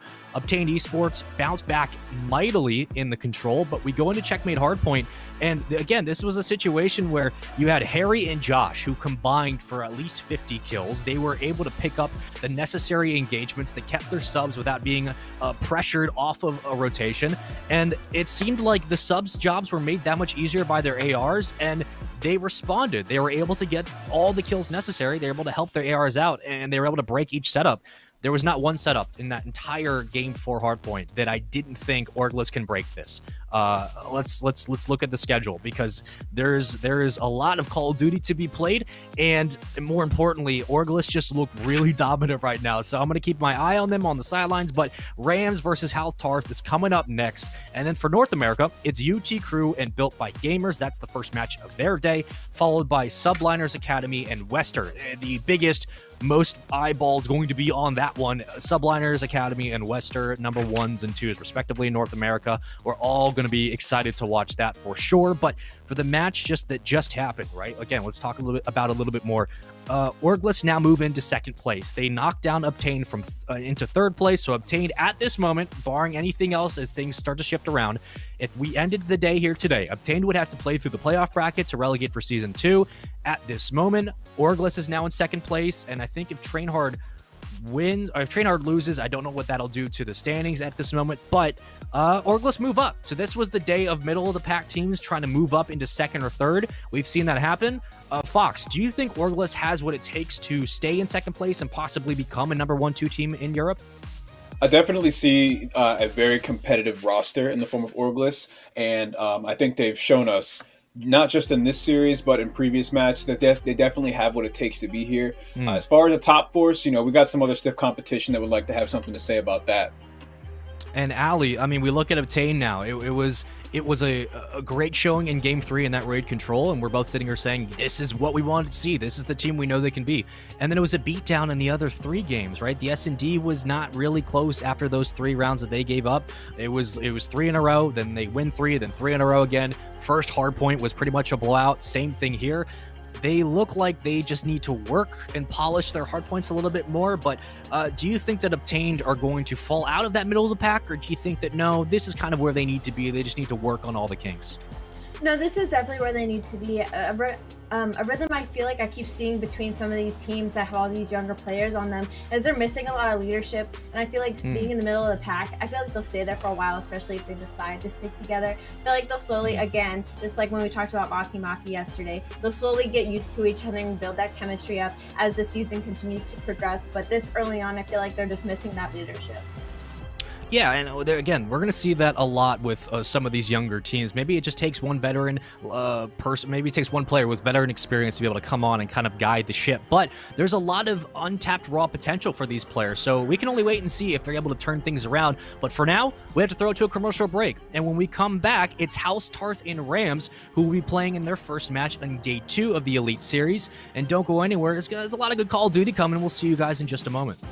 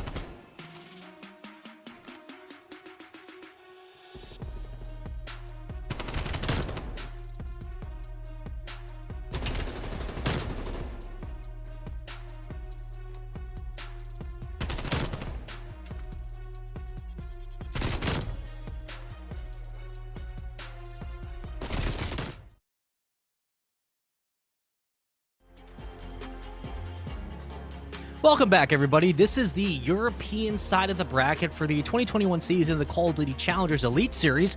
I'm a Spaceman. That is Fox and Alley. And this is a next big matchup. Journey, speaking of which, a former Atlanta FaZe Academy member. Now he is currently on Rams. Rams and House Tarth, you guys are up to bat. And this is an interesting one because there's a lot of dynamic players on both these rosters. But first, I want to welcome back my co-commentators. How you guys doing? Thanks for asking. I'm doing great as well. And I want to know from you, Fox, off the start. We look at someone like Journey. You and I both had the pleasure of casting over him last year. A lot of the time zone gunrunner, and we watched what he was able to do with Atlanta FaZe Academy. The amount of times Journey was able to come in from the backline AR, move in, get a couple of kills, and just hold down the hard point. Not necessarily slay out, but just hold it down so people could come and help out. Journey was a standout on that Atlanta FaZe Academy. Now he's on Rams. Talk to me about this young player, only 21, what he brings to the table for a roster. You know, just 21 years old, but this man has seen some competition. The Spanish player has seen himself performing in a number of cups in La Liga de Videojuegos Profesional. LVP, he found himself in at least 3 different first place spots. I mean, he's just an excellent submachine gun player, and he's teaming alongside an awesome lineup as well. His competition, though, definitely up there. I mean, we were seeing Wee Man and Defrag. These guys saw some time on the Royal Ravens not too long ago. So it's going to be a tough matchup, but an exciting one for sure. And Journey is certainly going to be the headline of it. Journey, only 21. One could say he's on a journey. Wow, they hired me. I guess you could say that. Guess what? Also, Metals. Metals is an absolute monster, Allie. We saw him. He's transitioning down now from the CDL. He was on the Toronto Ultra on one of their sub spots, one of their long list of like 19 players on that sub spot, but he was there nonetheless. Can you talk to me a little bit about what it means for a player, there was a lot of talk last year about, oh, subs don't do anything. I think that's absolutely bull. Subs have a lot of time to practice, work with the team, help the main team get better, and also they were still free to compete in challengers. Can you talk to me about what it means for a player like Metals, who has been at the Pro League, who knows what it takes to get there and have the talent to be there, being on this roster for Rams? What does that mentality do, and does that leadership carry over to such a young group of guys? No, absolutely. Again, leadership is something I talked about a lot of these younger kids need, and Challengers is definitely a step up. I mean, being on a sub roster and still being able to compete at the level that you do, it's a financial stability that you get to be able to really focus on your craft and really put in more working time with more of a calm mental state. So Metals probably brings a lot to this team, especially alongside Lucky and Journey. And I mean, they're 2-2 right now, but I mean, given time, they could be a definite top contending team. And Lucky was also on that Toronto Ultra roster as a sub. He teamed with Metals back when they were on Team Heretic. So there's duality there, right? You have the experience together at the Pro League, you bring it back down to this roster, and at the end of the day, there are intangibles you learn just by being around greater talent. You learn about leadership, you learn about taking responsibility in-game, you learn about how to make the right calls as an IGL, you learn about those small, minute details that otherwise aren't picked up just by playing 8s. So I'm interested to see if that leadership does carry its way into game, if we can physically see the resemblance of that. But let's take a look at the resemblance of the maps in this series, because there's a lot to play through and there's a lot of Call of Duty to be watched. Raid, Hardpoint up first, followed by a lot of the same Checkmate. It's Game 2 S&D, Control on Checkmate, and Game 4 on the same map. Miami will close out Game 5 if we have to go there. But guys, just starting with you, Allie. Look at this. Raid up first. It seems to be the vibe today. Raid, then Checkmate, but then we got Checkmate all the way through. Are you catching a vibe here, maybe specifically about this map, the way ARs have been playing today? Or do you think we just want to make a map that's so chaotic in Control, so chaotic in Hardpoint, as neutral for everyone across the board, so you have to beat us gun to gun, wall to wall? What are you seeing in this lineup? Well, it's crazy that we've gotten so much Raid Checkmate today, because I feel like they're such opposite maps, where Raid is just so much more construction, where Checkmate is a lot more chaos. I feel like it's a lot more, not many places to go. Checkmate isn't normally a favorable map, so I think it's funny that we're seeing it so much across these series. But Raid Hardpoint, obviously a classic. I'm definitely looking at Rams to kind of take this one early, because I mean, again, Journey, Lucky, Metals, I mean, those are the last people I want staring down at me in lane.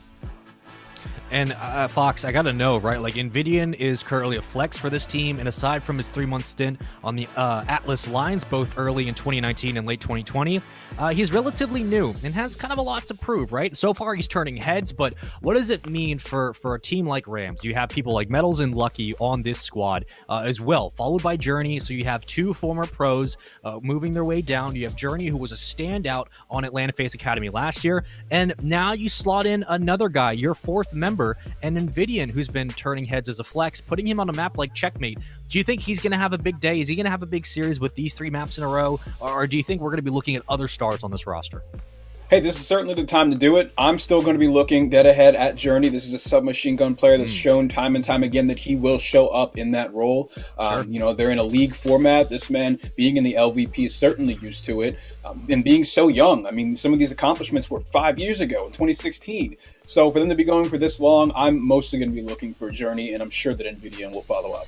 I think we all remember back in Black Ops 4, it was one of those most iconic images from that season early in the year when Heretics were moving their way through the Pro League and they started winning a bunch of series, and you saw the owner run up and hug his guys, and I think it was like the first time a Spanish team really got that much success. But you look at Metals, you look at Lucky and the success they've had and the ability to stick together. That's a big thing, right? Because back in the day, back in like early 2013-14, the talk was around duos. It was like Zuma and Attach, and you had Replays and Study back on that old Denial roster, and you know, Nade and Scump. Duos have persisted in Call of Duty esports for a long time, but things have changed in recent memory, and yes, there are still big duos like T2P and even looking at Minnesota Rocker, but I feel like as a young talent, it's so easy just to say, I want to move up, I want to go to this team because I can individually do more, I want to go here and leave this current roster. But I also say don't team with your friends, but I look at Lucky and Metals and I say these guys have stuck together for at least around 2 years. Fox, we've seen duos come and go, but for amateurs, it's a little bit more rare than it is at the pro scene. And the fact that they've been up to the pros and come back down together, does that dynamic itself make them a more dangerous team than everyone else? It certainly does, and I think that the format and structure of the Call of Duty League is what permits things like that to happen, and honestly encourages it. Stick together with these players, build that chemistry, move from game to game, and carry your talents over. And Ali, again, you're someone who has competed for a very long time, and you understand team chemistry better than all of us here on this desk. You know what it takes for a team to work well together. Have you ever had a moment in your career where you've had like a great duo? You've had someone you can rely on, and not only are the vibes there, obviously, but when things get testy in game, when they start getting a little bit too chaotic, you kind of have that unwritten sixth sense where you don't have to speak. You guys just know what to do. Is that an extra factor going into teams that we don't often talk about? Even though playing with your friends and stick with your friends doesn't always work, when it does work and when you are in game and things start going south, it is that companionship and it is that chemistry that really does make it that much easier to make that comeback. So no, I completely agree that when you're in game with somebody that you've played so much with and you have that compatibility with, it definitely makes it a lot easier. Well, we just talked about rosters that harken back to 2013, 2012. Let's just actually go back to maps from that time, too. It's time for Game 1. Raid is coming up first for our first hardpoint. Ali, we thank you for your time with us on the desk, but Fox, you're going to be joining me for this series, and it means it's Rams and House Tarth up next. And again, this is another big one, because at the end of the day, if Singularity wins their matchup and House Tarth loses, Singularity would take House Tarth's place in the rankings. So House Tarth have to come out. They need to have a big series here. But on the other side, you got to go against Journey, Metals, Nvidian, and Lucky. It's a stacked roster across the board. That it is, and we're stacked in the hardpoint. Metals is actually up against a number of players on the opposing side on House Tarth. He's waiting and biding his time so he can have a little bit of support, but the submachine gun of Defrag pushes up and keeps the pressure on. He has the support of Weeman, the AR player, just over his shoulder for him to move up and try and get some pillar control down. Players from Art take him down, but the fight's not over just yet. Afro steps up. He's popped as well. Middle control fully shifted over into the hands of Rams. Let's see what they do with it as they rotate to our second hill. And the first couple of kills went for Rams, but the first couple of times went to House Tarth. They grab a couple seconds. Defrag able to find one. Moving back into the kitchen. Stuns come out. Nvidian working through the back. That's 3 kills. House Tarth cleaning up the kill feed, and everyone else necessary. Gizmo on your screen. Gonna pop a quick little reload. XM4 in hand. Nade comes out, and Metals finds the kill. 4-2 to start this one off. And there was ever a time to talk about a team like House Tarth, because we spent all of the desk talking about Rams and their success. You look at Weeman, storied career. You look at Gizmo, right? Formerly on that Singularity roster. You look at Afro, currently on the sub spot for Royal Ravens. Again, this is a current pro who's now competing in the Challenger Circuit, keeping Len players down. Talk to me again about what it means to have a very talented player like Afro coming down here to help guide this team. Well, right. In recent years, Afro's talents are certainly being noticed a lot more. He's in the spotlight as this up-and-coming submachine gun player, and we saw that in the Challenger Series last year. We're seeing it again now as he's found his sub spot. On your screen right now is Afro on a 5 streak. House Tarth has dominated the first hard point. They have those favorable spawns on Laundry side, excuse me, and Rams for middle map presence were not able to take them over. So they extend that advantage to the setup on Garage as they get the initial time and spawns, and they were in a defensive positioning. However, we're seeing Rams taking over now, and they're going to be trying to close this gap. Yeah, Lambo can be a bit of a money hill if you're able to lock it down successfully, and so far, House Tarth are doing just that, but here come Rams. Metal's on your screen, trying to pick up Afro, will do so with the beatdown. Trays for back and forth on both sides, 38-61. The time continues, but the contest is even bigger, and that's the big problem, as numbers start funneling. Afro will not pick up the kill. Gizmo is working in there with Tandem, and Defrag takes down the trophy. So we slow things down for the moment. All quiet inside Lambo. Let's look at the rotation on the top of your minimap. It's Invidian rotating all the way back towards Tiki at the top of pools. And he's working together with Lucky. They're going to be spawned up early, ready and waiting for basketball court. And Journey on your screen is going to be rotating down. So they have numbers here for Rams. And now they need to work on actually getting the time. We got 4 on the court on the side of Rams. Trophy systems in position. Journey is going to be watching that back entrance. No one's home just yet, but the play is converging. We have Gizmo and Afro rearing to take control of the entire kitchen and sort of back laundry area. First engagement goes down. Metals is going to win that one. That's a huge stop, but the pressure is still coming from kitchen. Ooh. It's folded. Player 5 and player 8 last alive. It's just Invidian that's capable of taking him out now. But being tagged up, he wants to wait a bit. Wee Man finally stuffed and cut short. He's going to spawn way far out. His team's already set up for the next wave of pushes, a wave of engagements, though, with this push. And Lucky was able to trade one before dropping. Gizmo trying to make it 3 in a row. He won't do so. Metals with the footwork. A little bit cleaner on that engagement. 4 in a row for Metals. He's able to find 3:51 seconds and counting in the hill. As again, we slow things down. We're going to move on rotation. We're going to go to Courtyard for P4, and then we will set up for P1 again. You guys know the deal. We know how it flows at this moment. Afro able to pick up 1 kill. Almost tied up, dead even. House Tarth and Rams both battling for such a crucial spot in the rankings. And if House Tarth are able to take this in Singularity, excuse me, if House Tarth lose this in Singularity win, it's going to be an interesting day in the rankings. But at this moment, Rams are in control. Spaceman, I'm seeing us on P5. I'm looking at Metals, who just up until a moment ago was double positive with a minute of hill time. He was on a 4 streak, and that is really what's going to tell you how Rams was able to pull back ahead in this game. The first minute and a half were dominated by House Tarth. Rams showed up to play, and they're really pouring it on now. However, House Tarth is in the driver's seat. They're in the hill, they're closing this gap, and they're bringing us a tied game in hardpoint. No one able to get into the hill just yet. Finally, House Tarth will move on in. Afro completely tagged up, but he'll take down 1 with him. And they have numbers inside, and it's after like the first couple of waves of kills, you start to see the game really slow down. And Fox, it's not a lot of contests, but just enough to make this one close. Gizmo going to take down 1 statue. We look at the second set of rotations and the second set of hills coming up. P1 now popped. First ones inside will be Metals and Rams and company. 56 seconds to fight over so much time, but spawned out is House Tarth. Now you have to cover through mid-map, and still alive is Invidian. He might get lucky, play spoiler for 1 in Art at this moment. Just waiting for that first pick. Definitely a great spot to be. Let's see what unfolds. 1 comes out of pillars. He gets tagged up in the back and finished off. Defrag falls. Player top Art is not going to fall for it, though.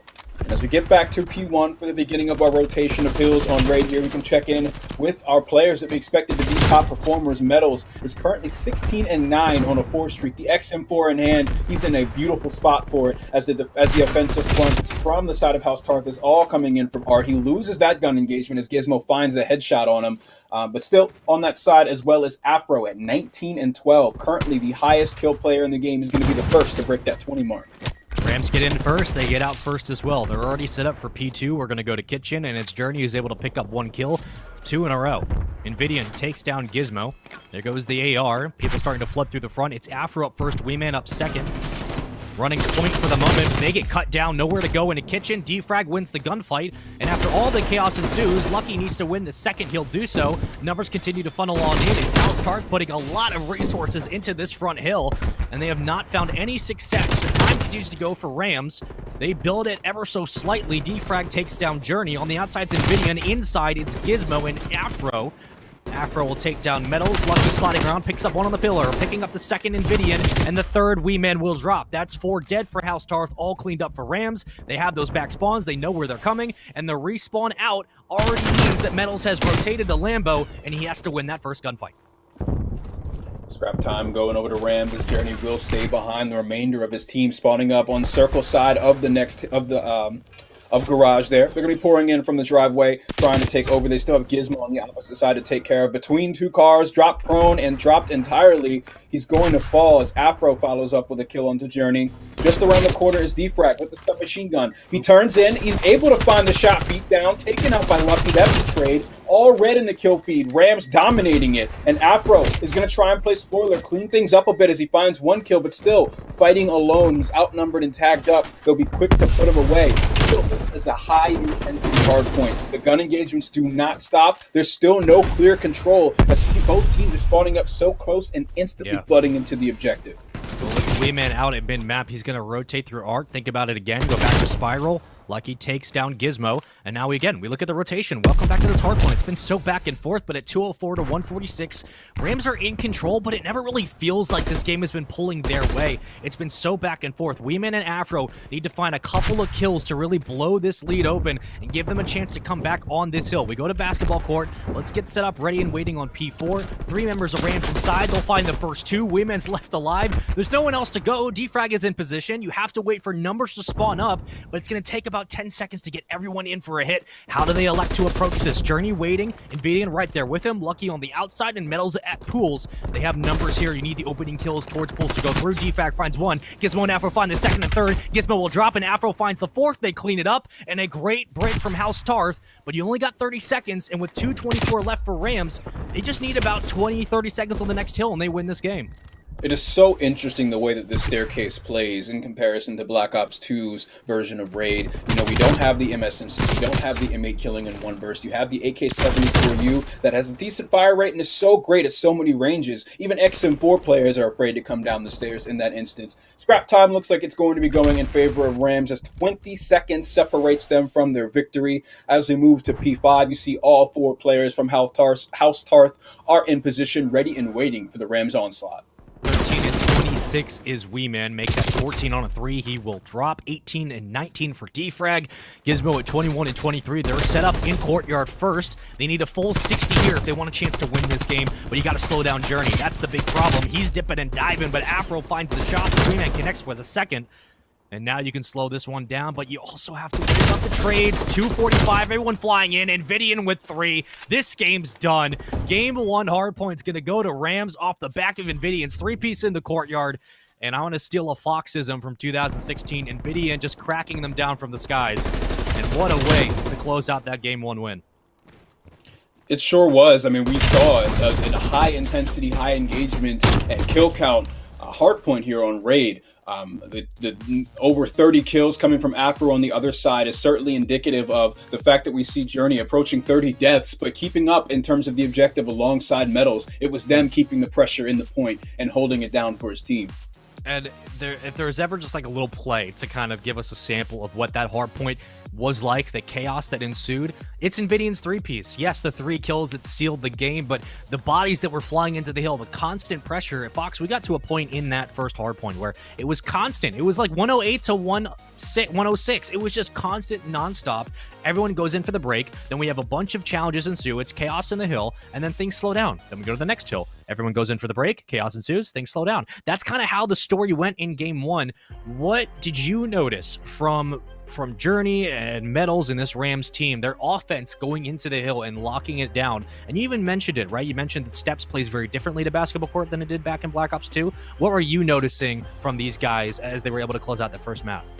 I'm just noticing the high intensity, the high tempo. I'm curious as we get into future game modes how that translates, of course, with having a limited resource pool. But in terms of hardpoint, there were a lot of highlight-worthy moments. And we can go ahead and take a look at some of those, right? At the head of them would be Afro for the side of House Tarth. I'm sure we'll be able to see a lot of him. But of course, we have to talk about Journey. We have to talk about Metals. I mean, their influence was felt very much from start to finish. And a series just, 10 minutes ago where we talked about the ARs, right? We will translate that same sentiment. Wee Man struggled a little bit. Started at 8-11, and it kind of got worse from there. You have Gizmo 13-9 was trying to pull his weight, but Defrag 9-11. Those subs were not able to compete at least throughout the majority of that game with Rams. And Afro was basically doing all he could. He was pulling his weight, getting inside the hill, finding 2 kills, 3 kills, able to set up for a team push. But when it came to breaking and holding, Rams were just a little bit better. Off the back of Lucky and Metals, they continued to find ways to rack up necessary kills. And then you look at Invidian, just a quiet 21-15, 22-15, continuing to find a way to stay involved in the play. And then he wins the game with a 3-piece inside courtyard. We don't go to our third set of rotations. And now we look at Checkmate S&D, where again, your ARs are going to have a big game in this series. But with the firepower on both sides for subs, right? This is a sub-heavy team. And I'm going to use that term proverbially because you can pick either side. You need your ARs to also be a presence in this series because that might just determine who wins. We look at Checkmate S&D for our entire map layout. Then we have Checkmate Control. Then we have Checkmate Hardpoint. Fox, after this, Checkmate Control, let's remember how hard defense is on this map on Control. So this S&D is very much a swing game for the series.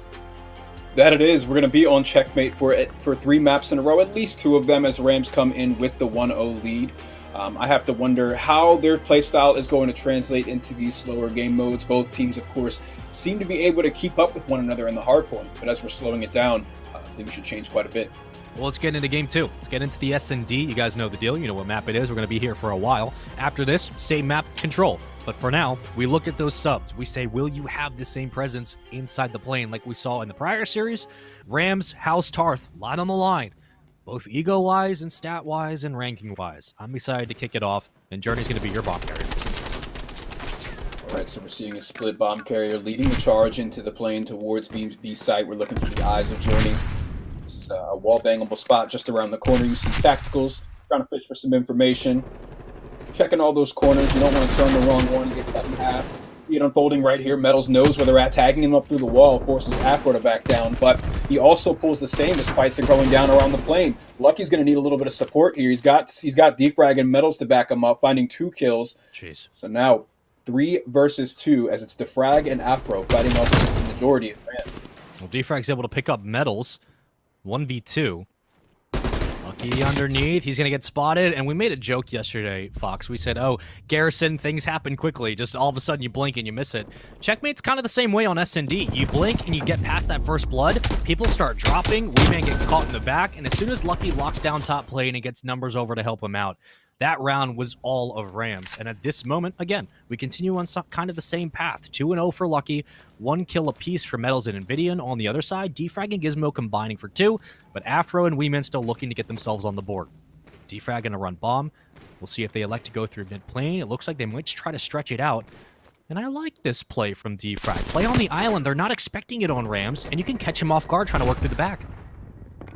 We'll see how it works out for them all. Three of the 4 players for the side of House Tarth were located on the southern side of the map surrounding that plane. Of course, this plane is the focal point of Checkmate.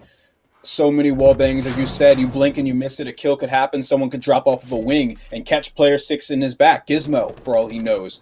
So that's why you see them moving, head on a swivel, constantly aware. Wee Man is able to put down Metals. Middle map's wide open now. However, they don't know that. There's, of course, players on the A site that can still intervene. This might be the first gunfight of many that would go down on the side of the map that could decide the fate of this bomb plan. Bomb falls. Defrag is going to be dropped. And now we have things mixed up on the middle of the map as Rams is able to answer back.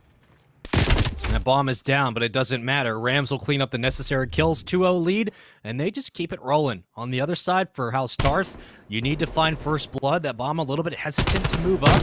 And I thought off the start of that round, Fox, they might try to overextend and say, let's just go right through the back of plane. But then, you worry about the ARs rotating into the lane and finding you and cutting you off. So they made the right play to not run through mid-map, but they take a little bit too long to develop the play itself. And now you look at a 2-0 lead, still entirely manageable. 3-0 for Lucky. Invidian grabbing his second kill. And we look at House Tarth. Kill apiece, 2 deaths. Pretty standard. Now what's the call for Rams? Do they like to get aggressive, go for a rush plant? Or do you try to slow it down and again play first blood? That's a solid question. We're watching it unfold as we speak. Lucky, so far unkillable, is playing up on this B site. Probably the most dangerous part of the map. So many passengers on the opposite end of this plane to worry about. One just on top of the site. He's able to destroy a trophy system, and that should open up the potential for some lethals and utilities. You see the spam coming in. Tag him up. Attack Mask and Flak Jacket saving the day, though. That still gives the bomb planter enough time to move up to the objective and start getting some work done. Lucky is able to fire over his shoulder and keep them at bay. Still, Gizmo is caught between the eyes. The first one falls. First blood in favor of Rams. There is a response from House Tarth as Afro and Wee Man and Defrag put numbers on the board. It's Invidian left alone in a 1v3. Such a great retake onto the site. Not much Invidian can do. He's got to find all the necessary kills. It won't happen. And that's how that broke down. You watch Rams, they put the bomb down, and as soon as House Tarth start to throw a couple of shoulders out onto the site, then you get the numbers start to funnel in for Rams. You get that call saying, hey, we have 2 locked down. We can try to play this trade. And they basically force Rams to be confident and make the play. And House Tarth sit back. They continue to play bait. And they pick up kills on the left and the right of the plane as players rotate into the site. It's just a great way to throw shoulders and bait your players out. Just, collective, smart, well-rounded textbook S&D. They pick up their first round, and they do it in a way that completely countered Rams' offense. House Tarth, they get first blooded, then Afro responds with a kill, and they catch 3 straight in the kill feed to find their first round win in S&D. It's now going to be their turn on offense as Wee Man taking the objective in hand. He's rocking the XM4. Again, we look at the gunfights unfold that could potentially unfold on the plane. It's just one player in sight right now. That's Gizmo. 2 enemies around the corner in the form of Journey and Metals. Not too much progress made up towards the B site just yet as the bomb carrier is hanging back. We did see Afro got good ground onto the A site. I'm not sure that he knows it's empty. Regardless, it seems that the play call is towards the B site as all 4 players swarm this plane. 1 and 2, Journey and Metals to the side of the Rams. Still on the opposite end, waiting for someone to show too much of their body. Metals catches him with the XM4. Gizmo in the middle of his Semtex throw cannot finish the job. And that's first blood for the side of Rams. The defensive team is in a great spot right now. Defrag so weak. That trophy actually might kill him if another nade comes through. He's going to throw one up on his own. He's going to get the tag. Semtex does its job. Bomb's so hesitant. It was hanging out on the wing, and now you have to commit to a site. You only got 25 seconds, folks. Afro picks up a kill. Wee Man picks up the third. 1v3. Last alive, Lucky. He's going to get shut down, so that situation goes awry. And back-to-back, this has kind of been the story for S&D so far in Week 2. One team will go up 2-0, 3-0, and then the next team will respond and basically grab a tie game. The equalizer comes in off the back of Afro on the wing. He picks up 2 kills in the final kill cam. And it's just well played all around.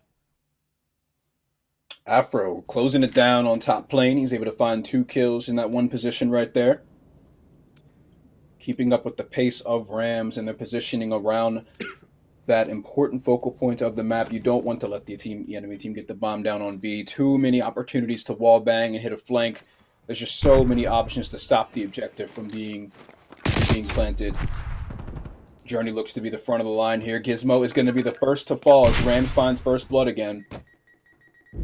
Excuse me, Rams is first blooded again.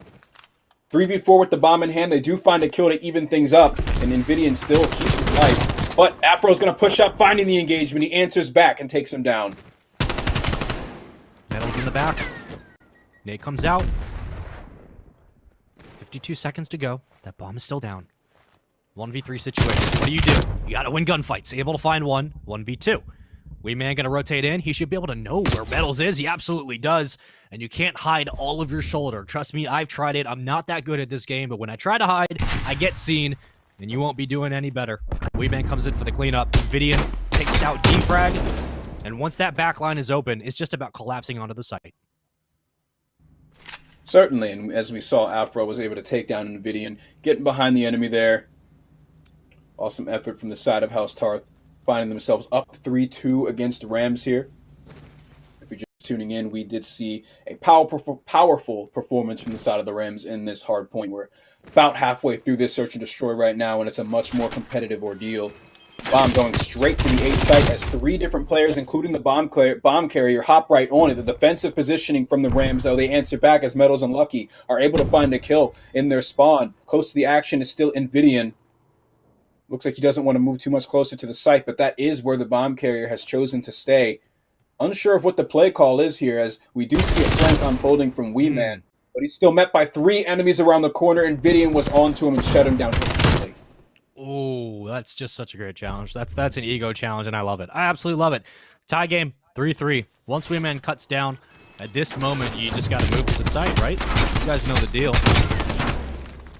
Defragging your best play, but just I love like the stagnation, both in just terms of map layout that Rams are showing on the field, but also slowing the game down, having your ARs just sit still and wait for someone to overextend, wait for them to make that mistake.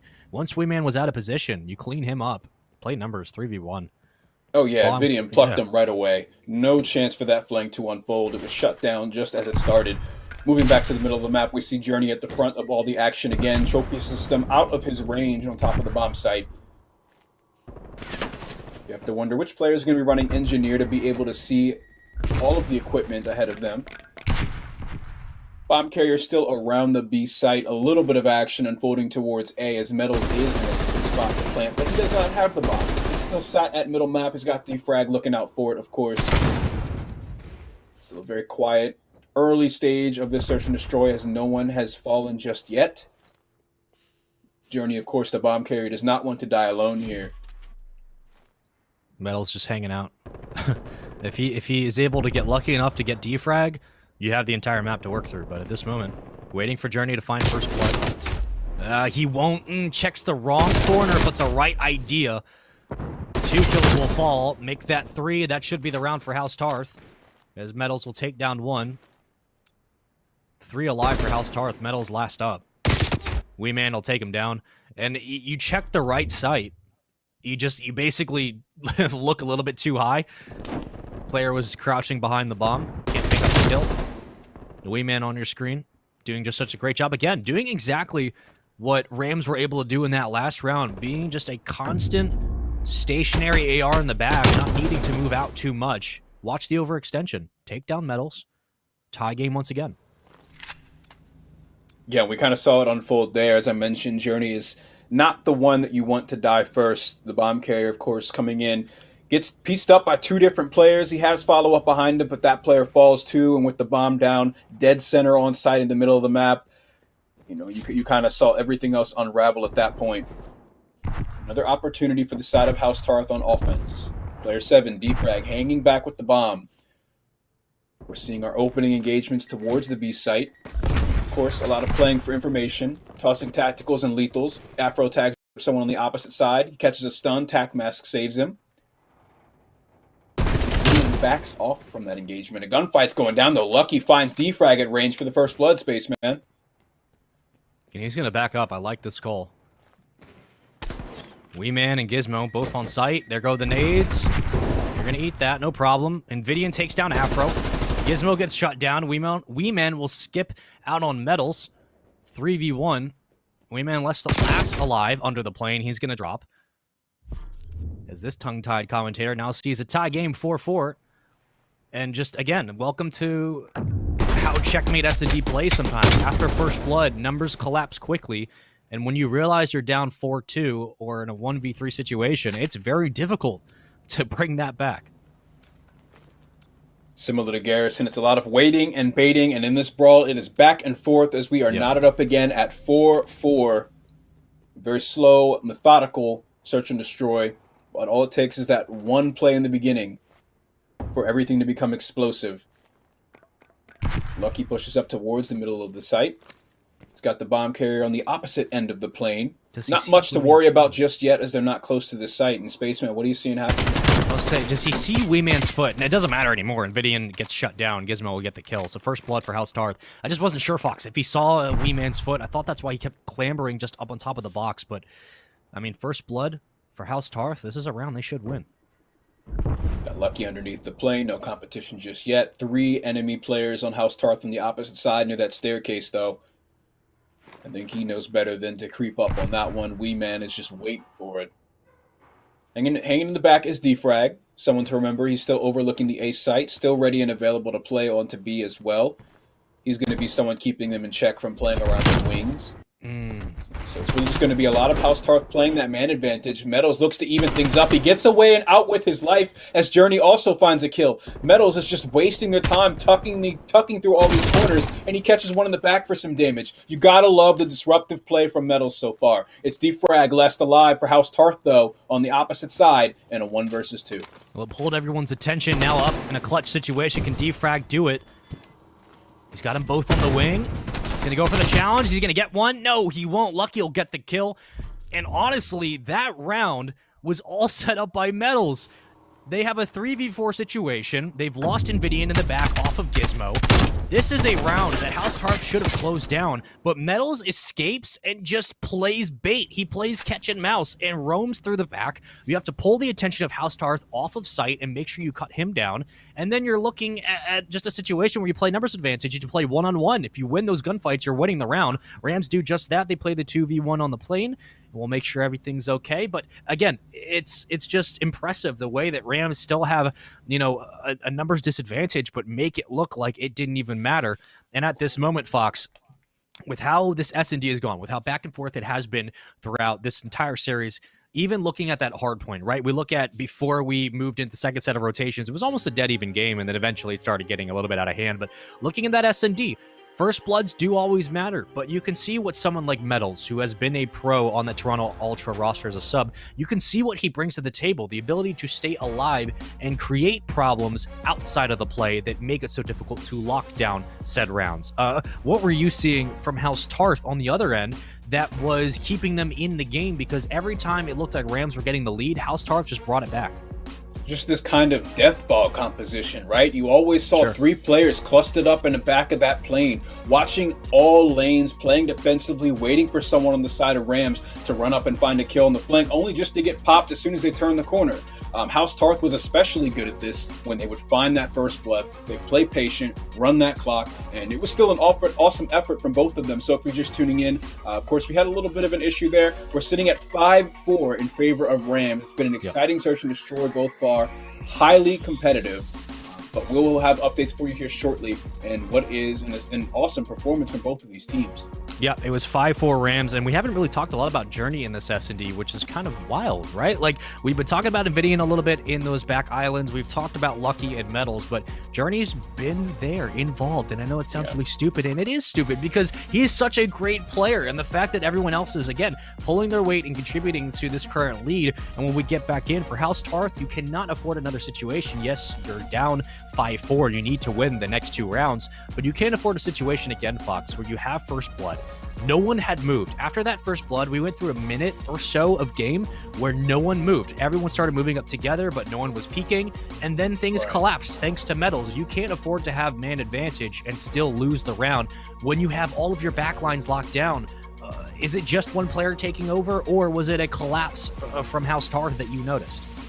I definitely think on the side of House Tarth, I think it was a well-rounded performance from all players in the lobby. We're really just getting a highly competitive search and destroy right now. Yeah. We mentioned Journey a little bit. He sat at 5-5 with 2 points in the objective column in that search and destroy. And I think that is representative of what he was doing in that search and destroy, right? He's playing up on the B side. He's always that first player, typically your bomb carrier, and he's playing up against 4 statues. House Tarth, they're not moving. They're not giving anything away. The first bloods were really happening along the sides of the map, and then we would see things unfold in the middle. But up until the later stages, it was just a lot of that. And looking at House Tarth, this is even a team that S&D-wise is probably up with one of the best in Europe in terms of just composition. You got Weeman, Defrag, Gizmo, who was brought in on Singularity last season, who was an absolute monster. Like, he was putting up 11 consecutive or so kills in S&D on St. Petro, constantly playing towards that A site and just sniping people off the cross. Like, he was insane. And then you also add in Afro, who currently is a pro player, a sub for the London Royal Ravens, who was a standout last year. So have you ever looked at rosters in Europe and you look at this team, Weeman, Defrag, Gizmo, and Afro? This is another stacked roster that, again, just needs to continue to work on some of the fundamentals, and they might be able to get up towards that top 2 conversation. For Rams, a little bit younger in terms of experience, but you have Lucky and Metals, who both, again, were on Toronto Ultra, and this duality continues throughout the hard point. It continues into the S&D. You saw it, right? The way that Metals was able to stay alive and Lucky picking up necessary kills at bottom plane. this team looked good, and we continue to move through this series. We're currently still in game 2. We're going to get everyone back in, and when we get going, it's 5-4. So Rams only need to win one more round. For House Tarth, you got to win 2. That's it. There is no question. You have to win the next 2 if you want to take game 2. At this moment, I have to feel like Rams are in the driver's seat. The momentum is on their side, but maybe do you think this little pause might actually help House Tarth kind of slow it down, breathe a little, and fix some of their mistakes? It's a tough call. We can't really tell what's going on in their minds right now because we're seeing all the players perform. There's no one maybe lagging behind. Of course, coming off of that loss in map 1, that's got to be playing in the back of House Tarth's mind. But Getting into game 3, we're back into Respawn. We've seen how cool, calm, and collected they can play in Search and Destroy. So as we move into Control, I'm interested to see more of the same. I also kind of wonder in terms of the pace, the just how quick and explosive some of the submachine gun players, especially on both of these teams, are. What it's going to look like on Checkmate Control. And we saw even in that last round where it was a 4v3 and you had numbers if you're House Tarth. We saw, right, Gizmo takes down Invidian, and I was wondering, did Invidian spot Weeman on the back left of the plane? Did he spot his leg? Invidian gets dropped, Gizmo comes towards the top wing, takes him down. So you have positioning. You have positioning there for House Tarth, but the fact that they were so far pushed up, they have basically middle of the plane and sight locked down. There's nowhere that Rams can go and get a good look. The fact that they still had all of that map presence and you let Metal slip behind and cause enough of a distraction to swing the round back in Rams' favor, that is what worries me, right? Whether we want to go the length of the series, if the series even goes 5. But looking at this S&D, you have complete map control, and I know it's S&D, but you still gave up one player having that much freedom to move through your spawn. It was a lot, right? Even in that play, he doesn't get a single kill, but he does enough damage to bring enough attention off the site. I feel like maybe going into this restart, it's going to take one of those plays. It's going to take one of those plays from House Tarth to kind of reset the bearings and take Rams off their game to make them a little bit uncomfortable. They can't always watch every angle, and maybe they get lucky and win the next 2 rounds. But your prediction going back into this one, do you think it's just going to be, one round and boom, we're out of this? Or are we going to see, I guess, a flip from House Tarth and they're going to take it? It's tough. It could really go either way. I think I do think I see House Tarth coming back. I think that the 5-4 lead that we saw in favor of Rams is not solid. I think that House Tarth has shown round after round in the Search and Destroy just how competitive they can be, and that they're certainly up to the level of Rams in Search and Destroy, at least in this instance on Checkmate Search and Destroy. And again, I want to give a quick shout out to Afro. I'm looking forward to see what this submachine gun does to keep up with players like Metals and like Journey on the opposite side. I mean, at this moment, you got 2 tries, right? If you're Rams, you have 2 rounds to give. You had to win, or you go to another round. If you win that, you won. If you don't, you lost. So I feel like at this moment, this series could be tied. I think that House Tarth are able to do it. If in terms of predictions and kind of moving along that storyline, I think they desperately need to win this map, because given everything that's happened, given the chances you've had in this S&D, if we go to a control, we've seen it before, the series is not over, but it will be more difficult with how close the series has been. But I think Rams have 2 chances and they're going to take it. I believe also we're almost ready to go, but I'm taking Rams. I think that even with their ability to come back from the man disadvantage, they look really good right now. I know that you're taking House Tarth, so one of us has to be right, Fox. That's the blessing. But so far in this series, Checkmate has been an interesting map to start off the year, right? We've seen tens and tens of maps in Call of Duty's competitive career, and Checkmate is one of the weirder ones, and I mean that in a good way. It very much depends on middle map, which is not necessarily something that always happens in S&D. Most of the time you play the outskirts, you play those long lanes, and that's where most of the big gunfights happen. But this is very much centered around that plane. This is very much centered around how do you have control of mid map, and if you have it in the plane, you're almost, not always, but almost guaranteed to have a chance to win the round. Do you think this map plays differently than other maps we've seen in COD's history, or is this just another we need to wait for the meta to evolve? I think that we see a lot unfold around the plane in the middle of the map, as you said. I mean, it's just this awkward oblong shape in a map full of boxes, right? They're inside this big aircraft. We'll call it a garage. I don't know how many of you guys have airplanes in your garage. Like a hangar or something. Think of the hangar. That's the word I'm looking for. Right. Big old aircraft garage. Only hangers I got are in my closet. But this one, I mean, you know, of course, we're looking for that first wall bang on the B site. You saw Journey front and center, ready for that action. Yep. And that's the way the checkmate plays out. Control is in a very interesting beast, but hopping back into the search and destroy, of course, we're waiting for the closing moments, the conclusion of this matchup. What we saw was a 5-4 lead with Rams in the driver's seat of that search and destroy. A very competitive matchup, and we're going to get to see the conclusion of it here. Yep, if you're just joining us, again, this is game 2. Rams currently up 5-4. And off this restart, again, they just need one more round. They will take it and go up 2-0 in the series. For House Tarth, you had a chance to tie it up go up 4-5. But now, we're off the restart. Metal's on your screen. A couple of stuns come out. That bomb with defrag, he's going to work around the left side of the plane. And you can tell House Tarth want to set the momentum off the start. They want to be able to get the bomb down and get a quick couple of kills and send this to another round. They're looking to make it work. They still have Journey to deal with. Not just Journey, but Metals on the stairs.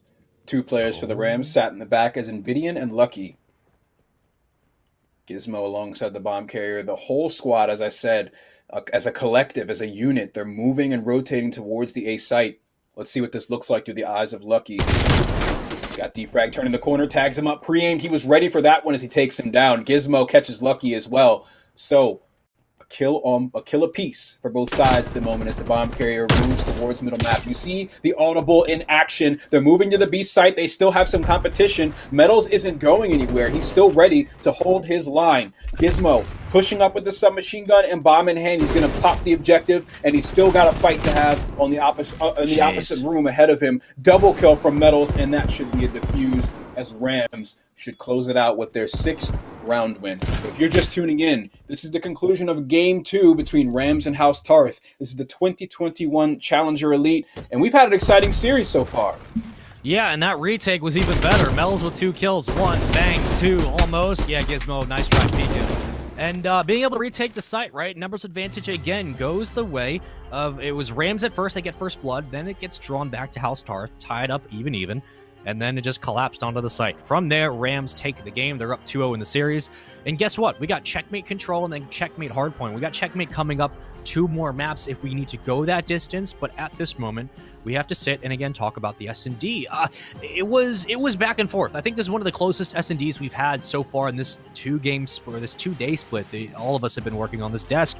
And it started with a lot of momentum from Rams and then a lot of slowdown and control from House Tarth. And then one small mistake from House Tarth that didn't give them the round. And then one small man advantage they didn't take advantage of. They let Metals roam through the back. And it just seemed like everything that House Tarth did well, Rams called a counter. And they were able to make something out of nothing. And that is what propelled them into the 6-4 S&D win. Do you think that this is enough to give them momentum going into Game 3? Do you think that Rams are going to be able to take this series? Or are House Tarth just having to shake this one off and say, hey, it was too close to call, and we can only play it better next time? I think that you touched on it appropriately. Rams has in their arsenal the fluidity of their play calling and their decision making, especially Metals players that are able to capitalize on opportunities like that with the freedom of movement that he can get behind enemy lines. So I think that what we're looking for here is a Rams 3-0. I think that as we get into this next match, it's, of course, I think it's going to be competitive, but I think that Rams is still going to be able to edge out House Tarth in the end. Yeah, no, I tend to agree with you. I think at this moment, Rams are in the driver's seat.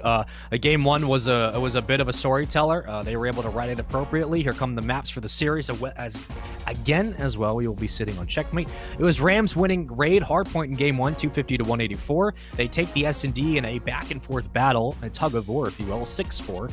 And now we move to Checkmate Control. And we know that defense on Checkmate is easy, but offense is everything but. It is difficult to secure the points on this map in Control. So if you are Metals, if you are Lucky, right, you're going to be able to feed through the plane. On the other side for House Tarth, that control that they showed in Game 2, they need to have that same similar that guiding hand over the map, right? They need to be able to slow the game down and control each other as they move through and try to capture each point, because offense on Checkmate is like one of the hardest things outside of Moscow A site, which back when Control was played on Moscow, like the first 3 weeks of this game's launch, it was literally impossible. Like you couldn't capture that site if you tried. You needed streaks, you needed smokes, and you needed a Hail Mary from God. At this moment, the runner-up is Checkmate Control. It's probably the second hardest to capture, but they have to be able to control mid-map. You have to be able to find the necessary kills. It's a saying we say a lot, but we're going to say it again. What are you looking at for House Tarth, Fox? Is there one specific thing they need to do if they want to bring this to a 2-1 series? For House Tarth, I'm looking for a team led by Weeman, dictated by the movement of players like Defrag and Afro to have to come out strong against Rams here. I mean, players like Metals and Journey have shown that they're not going to let up and that they're able to work well in this roster. It's going to be a tough fight. Again, both you and I have predicted it so far that Rams should be able to take it, but their second chance on Checkmate, and now is their final chance to be able to shut that down. Yeah, and again, the B control side is right under the plane, and you have A on the left outskirts of the shipping, and that's the hardest one. A is by far going to be a challenge for both offenses, so if you're defense, you're almost, at this moment, at least with the start of, the CDL and Challengers League, you're almost guaranteed to win if you're on defense, if you avoid being blown out in the kill count. At this moment, it's going to come down to who plays better offense. We wait for everyone. We're almost there, and I think that all players are excited, right? Like, you're getting to Checkmate, and this is a big test. If you are House Tarth, you're in a position to win one of the hardest maps and mode combos, and if you do that, there's no reason you can't go right into the same map on Hardpoint in Game 4 and win that and send it to a Miami S&D. I still think, though, that Rams have the momentum, and I do agree with you, but how close do you think we're going to be? Fox, do you think it's going to be a 3-0 in this map? Do you think it's going to be 3-2, 3-1? I feel like this one is going to go back and forth because both offenses struggle. Yeah, I'm seeing a 3-1. I don't think, at the very least, I'm seeing a 3-1. I don't think that Rams is just going to take this game and run away with it. I think it's going to be a lot of back and forth before they inevitably pull away with it in the end. Sure. Rams, awesome team. House Tarth, great competition. Looks like the game is starting and we can actually hop right into the competition. Again, well, if you are just tuning in, this is the 2021 Challenger Elite Series for the Call of Duty League Challenger Series. We're watching Rams face off against House Tarth. We're in Game 3 as Rams are up 2-0. Who's winning offense first, Fox? Who's doing it? I'm gonna let you make this call first. What are your thoughts? What are your thoughts? That's why I'm asking you. I don't know. I'm thinking. Look, I think House Tarth can absolutely do it. I think if there was ever a time to win an offense, do it on the first point. Do it on the first round. Set the tone for the game. So far, they picked up a couple kills, 28-27. Again, we've just started to kick this one off. If you're just joining us, a 2-0 lead in the series for Rams. House Tarth trying to battle back. It's been so close at times, but Rams continue just to squeak it out. And as those spawns come in towards backwood, you're looking at plane control. Weeman picking up the third. Defrag combines for 2. And they're going to be able to get the second tick in onto A.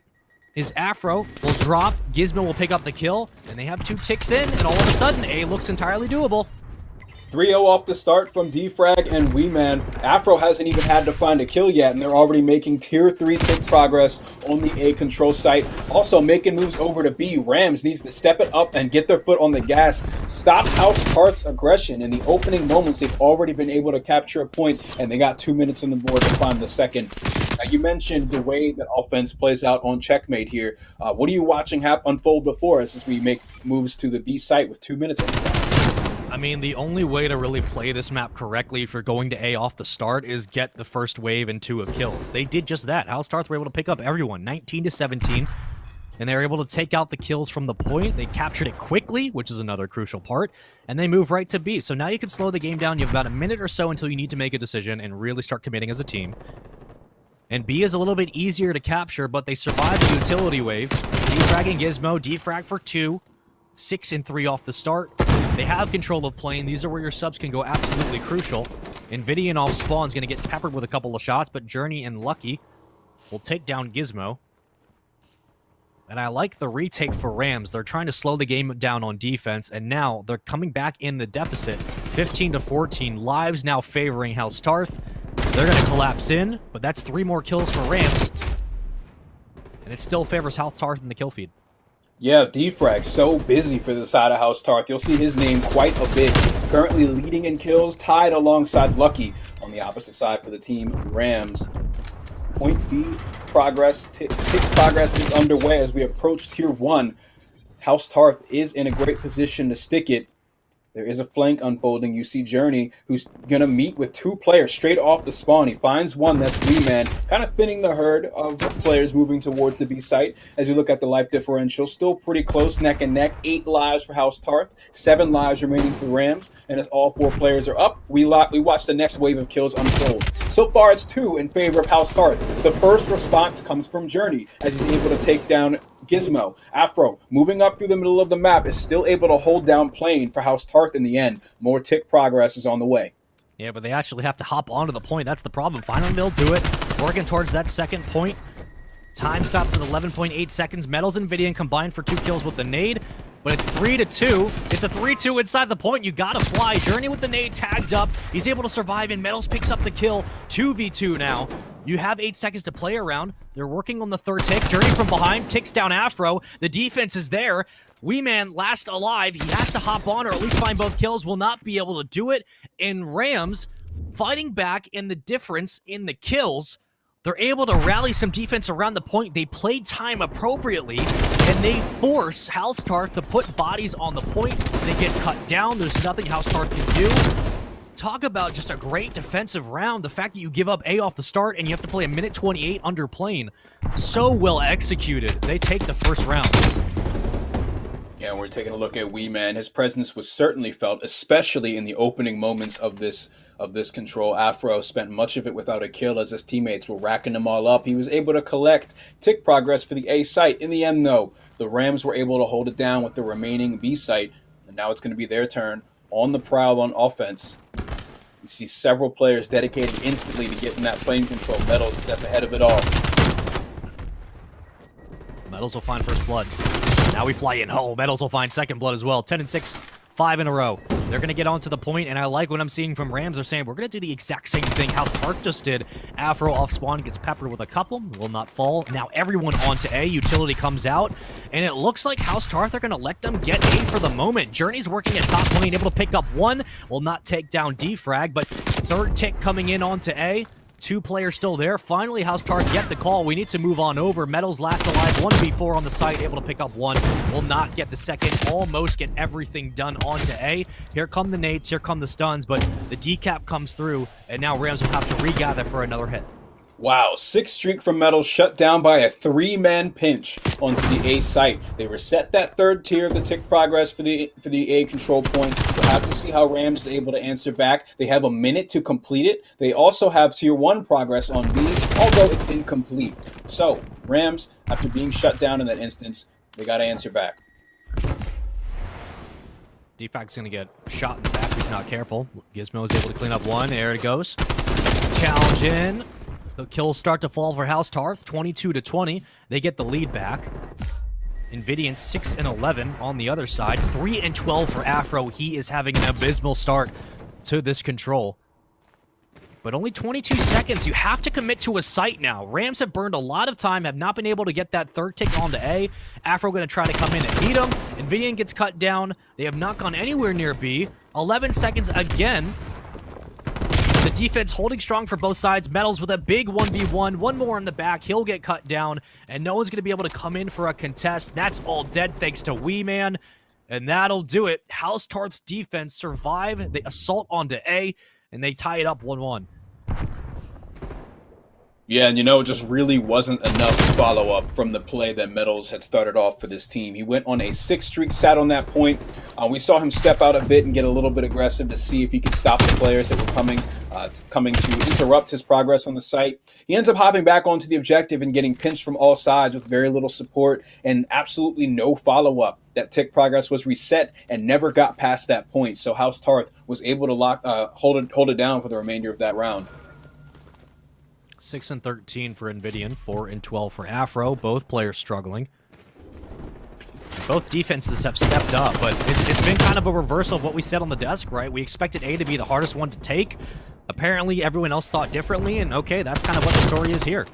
2 kills fall for House Tarth. They've moved into the B site. They're going to work on that first tick. Metals gets cut down to the top of plane. One more rotating through. That should be Journey. It will be. He's going to take down Wee Man. 2 kills fall. One underneath. Afro wins the gunfight. Shouldn't have, but does it anyway. Finally, on a 3 spree, Afro getting involved. He will drop.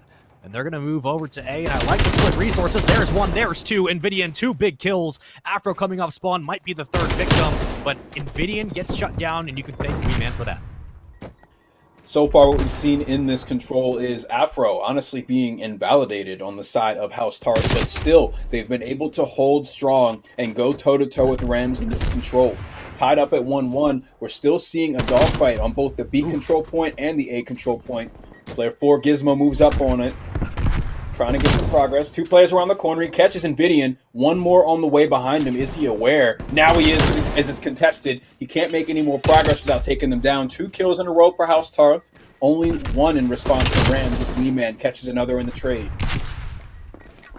Second tick coming through onto A. It should go through. No one else is there to contest it. Will, they have to hop on this or at least find the kills. There's 2. Won't get the 3rd. Wee-Man's still alive. Never mind. He gets taken down. No, he's actually still up. He's still contesting and capturing the point. Finally, he drops just before A gets captured. 26 seconds. Again, now what's the call? Do you commit to A? It looks like that is the play. Trades come through. Players fall back and forth. Afro on your screen picks up 1. Shut down by Plane. Journey with the kill. Another will come through. Gizmo locks it down. They're going to get A and put another minute on this clock. House Tarth secures point A and awards himself another minute to make their attempt towards B. We have 1 player sat in the corner that's in Metals waiting for it to happen. Lucky certainly thins the herd with that double kill. He's going to find high ground and try and catch them off spawn as well. And we take a look at the life differential even on both sides. So with 1 minute to play, it's going to be a tough battle with just 10 lives remaining. And Lucky gets 1 kill, but might have bought his team enough time to continue to put numbers at mid-map, but they keep getting slaughtered. Wee-Man and Afro get 2 kills. Journey will take down Defrag. 43 seconds to go, folks, and Wee-Man on your screen looking for Journey in the back, has Defrag behind. Defrag coming off spawn, needs to pick up Journey and take him out of position. Afro thinking the same thing. 35 seconds. That first tick now finally moving on to B. 1 player there, 1 underneath the plane as well. I believe that's Lucky. It will be. Lucky gets shut down. And Metals will take down Afro. 1 will fall. Back and forth we go. 24 seconds. Metals can just play contest. If he keeps winning these one-on-one gunfights, this could be an easy round win. 5-3. Life count in favor of House Tarth. Now 4-3. But Rams aren't giving any room to move. They don't want to get peeked. The trades come through. 2v3. Invidian on top of plane. Going to get shut down from the back. He will. And now just a 1-on-3. You have Lucky last alive. What do? You can't really do much. You have to hope for a prayer. Picks up Afro. Gizmo there. There goes the nade. Second tick about to come through. Can he find Defrag? Possibly. Nade comes out. He's going to get traded. House Tarth will take their second round. So you see the limited resources of lives playing out in real time just there. Play slowed down as they realize the war of attrition is coming to an end. They were very close, very even in life totals. But of course, the lower it gets, the longer you see them hold that trigger and pre-aim. The final remaining player for House Tarth right there, caught in a very tough position of having to fight outnumbered. And of course, it's going to, the Rams player there left alone, outnumbered. That's going to result in House Tarth winning it in the end. Wee-Man looks like he's going to be approaching 30 kills before many players in the lobby even approach 20. High engagement game from him, and really, you see it coming out of his XM4 with every shot. Just finding a headshot moments ago before getting his own taken off by Journey. Hoping to connect with a second. He can't do it as Afro for House Tarth is able to get the trade on plane. Plane control now awarded to the team in white.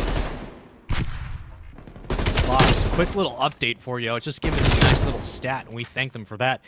Singularity is currently up 2-0 over Trainheart at the moment, which means if Singularity win that series and House Tarth loses this, Singularity takes House Tarth's place.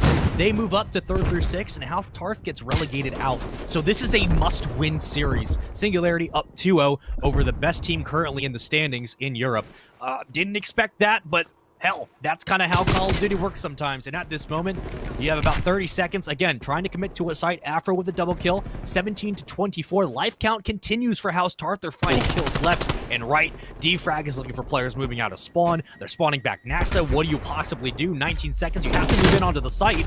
And House Tarth are in prime position to take this control and win it 3-1.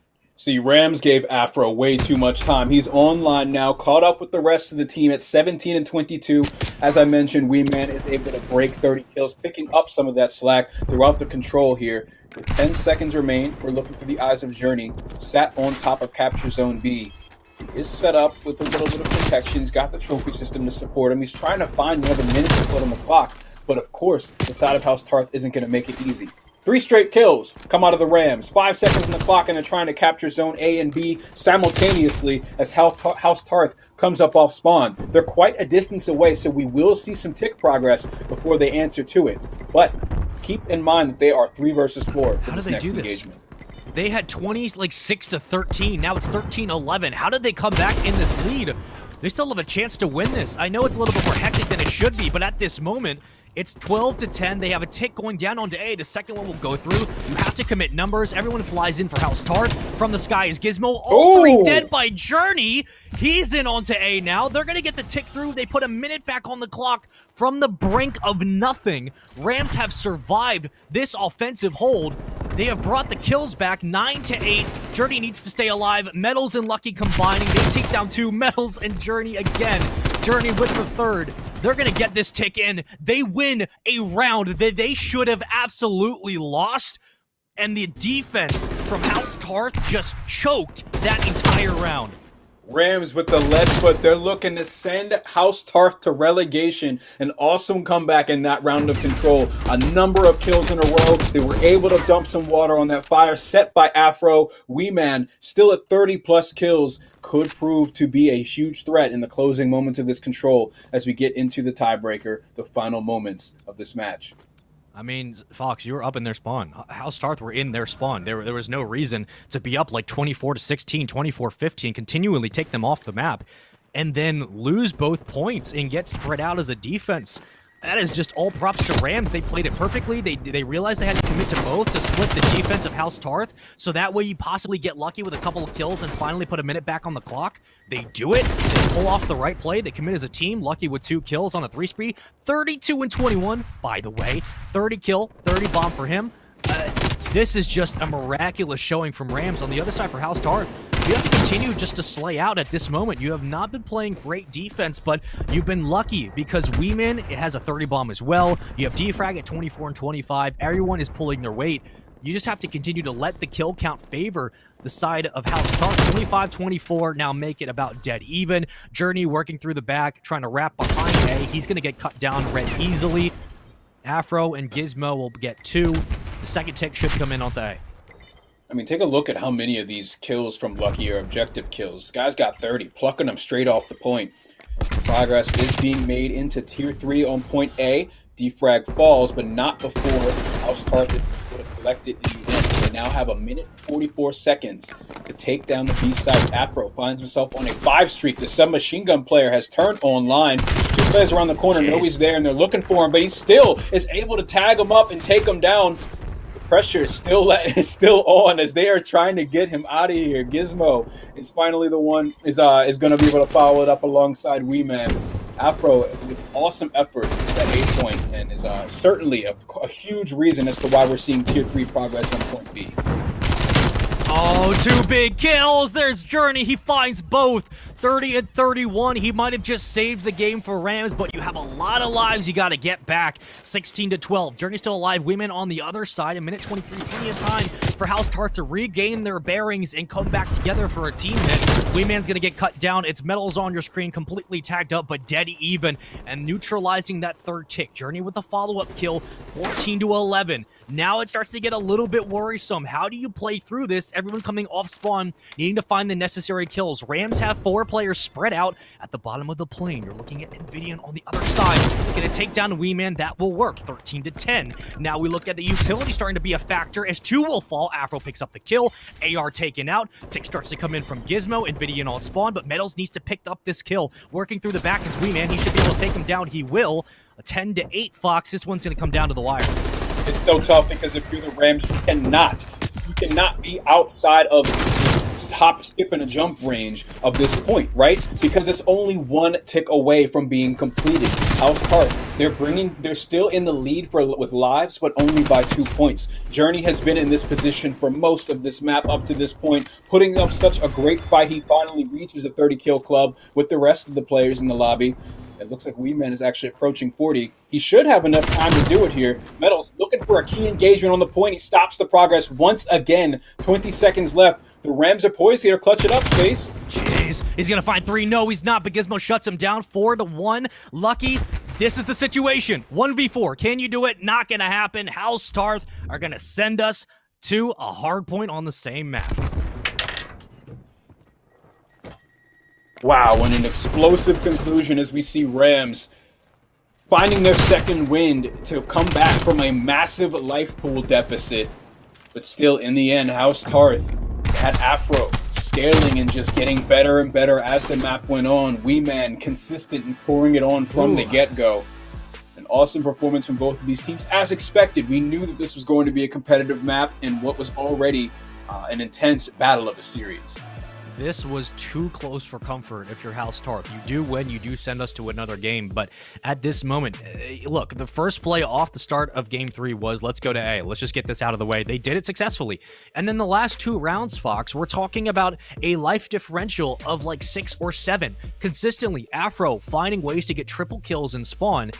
And it came down to literally 3 or 4 lives and a failed hit 2 or 3 times. Eventually, they break through. House Tarth survive, but that was not a convincing win. It's a win nonetheless, yes, but that was kind of worrisome. Let's take a look at the replays, because the fact that Rams were able to be down by so many lives and continue to bring the game back, that just shows you how strong this team is when it comes to slaying and clutching up in the big moments. But for House Tarth, they hold on. They hold on barely, but they do it, and they send us to a hard point. Walk me through this Game 3 on this control on Checkmate. What did you see from House Tarth outside of that, I can't speak, those defensive mistakes? What did you see from them that kept them in the game? Well, the kill feed is an interesting time lapse in and of itself, right? I mean, we're seeing Afro start to ramp it up in this game, and that's when you saw a more well-rounded effort from the side of House Tarth, and they were incredibly just hyper competitive with Rams. We also saw explosive multi-kills coming out of players like Journey and Lucky on the point. Lucky with 30 plus objective kills. I mean, that man was just nasty. A devastating presence on the map for sure, keeping the team competitive and keeping this match exciting. In the end, though, it was House Tarth. They were able to have all 4 players online at the same time and close it out. Well, now we move to Checkmate Hardpoint for Game 4, and this is a series that feels like it could go the distance. But again, I'm going to ask you, with how impressive both teams were with putting numbers, really it was heavily favored towards House Tarth. They were able to put Afro in the back, and the amount of times that he was sitting on spawn just racking up kill after kill after kill. Do you think that's going to be a factor going into this hardpoint on the same exact map, knowing that people spawn back NASA, back Wood? You can lock them down if you know what you're doing at the top of plane. Let's take a look at the map layout of this series. But Fox, do you think that Afro's going to have that same success towards the back of the map? I think he absolutely will, especially when you have someone on your team like Weeman that knows how to plant his feet and find solid positioning for your team. You can find a play and help it unfold in that regard when you have that kind of consistency on your side. Checkmate Hardpoint is going to be an interesting one. And as much as I'm talking up House Tarth and their capabilities here, I do still think that we will see Rams as a more competitive, a stronger team in regards to how the submachine gun players play. I think that we're going to see Journey take over. I think that we're going to see Metals have highlight reel worthy plays coming up in this hardpoint, if it's at all similar to the first one. Yeah, and again, just to give you guys a quick reminder that this match, it has some big implications, right? If Singularity continue to win their series and they eventually win it, House Tarth loses this, Singularity take House Tarth's spot. So House Tarth need to come out, send this to a Game 5 if they want to hold on to their ability to not get regulated into not seeing themselves next season. At this moment, though, they sit, I believe, in 6th place, and this is a big matchup because it's been so back and forth. Yes, the kills have been there for both sides, but it's also a little bit of an ego matchup, right? You're playing knowing that Singularity have a chance to overtake you. You want to show that you're here for a reason, and with the players like Afro and Weeman and Gizmo, like, this is another roster, a lot like Maki Maki and Mr. Midmaps, where you could look at the roster on paper and say that should absolutely work, and the fact that it's still struggling just a little, it tells me that, again, they just need a little bit more time time in the lab. But we go into game 4, we go into Checkmate, and for this hard point, your standouts need to be your subs again. You need Afro to have a monster game. You need Weeman to have a monster game. And on the other side, you need Metals and Lucky to do the same thing they've been doing in this series. It's going to be a close one. It's not going to be a blowout like we saw near the end of game 1. But Fox, what are your predictions for this? Do you think it's going to be a blowout, or who are you taking in this matchup? Story up to this point is that House Tarth has a lot on the line. You mentioned it yourself. This is relegation. This is an elimination moment. Rams, though, they're coming in as, honestly, overall stronger team. They're looking like they're more well-rounded, more consistent in their roster, and I think that they've certainly shown for years now that they have very capable players in the game mode of Hardpoint. So if you're House Tarth, I'm looking up at the Titans of the Rams, and these Spanish players might be able to dominate here. Well, we'll see if that's actually the case, but as it stands, again, up 2-1 in the series is Rams. They took the first 2 games. House Tarth just took the control like you saw. And I guess luckily for Rams, there's only 1 control in the series, but for House Tarth, that was a big one to win. If there was ever a time for a swing game to come through and reset the momentum, it certainly was the control. We go to Checkmate for 3 straight maps. We'll see it again.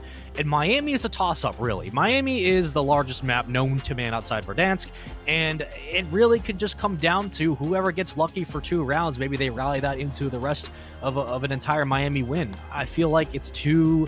Even if we go to S&D, it's too close to call. Both these teams are so evenly matched at the moment, even after that Game 1 win, especially in those last couple of hills by Rams. If we go to Miami, Fox, I feel like it would be foolish to pick one side, because that map could really come down to 1 or 2 key plays. You're absolutely right. I think I'm going to avoid making that call until I see more of what's happening in this Checkmate Hardpoint, right? See where the momentum is, see where the energy's at. We got 2 awesome rosters going at it. Rams is at match point. House Tarth is looking to stay in the league, looking to continue competing in the Challenger Series here, and it should be an exciting matchup. So, Space, I got to ask you, if you had to tell someone, if you're a new viewer, you're not familiar with maybe some of the history between these players in this server right now, all 8 of them, who is the first player that you would recommend to people at home to go and look up?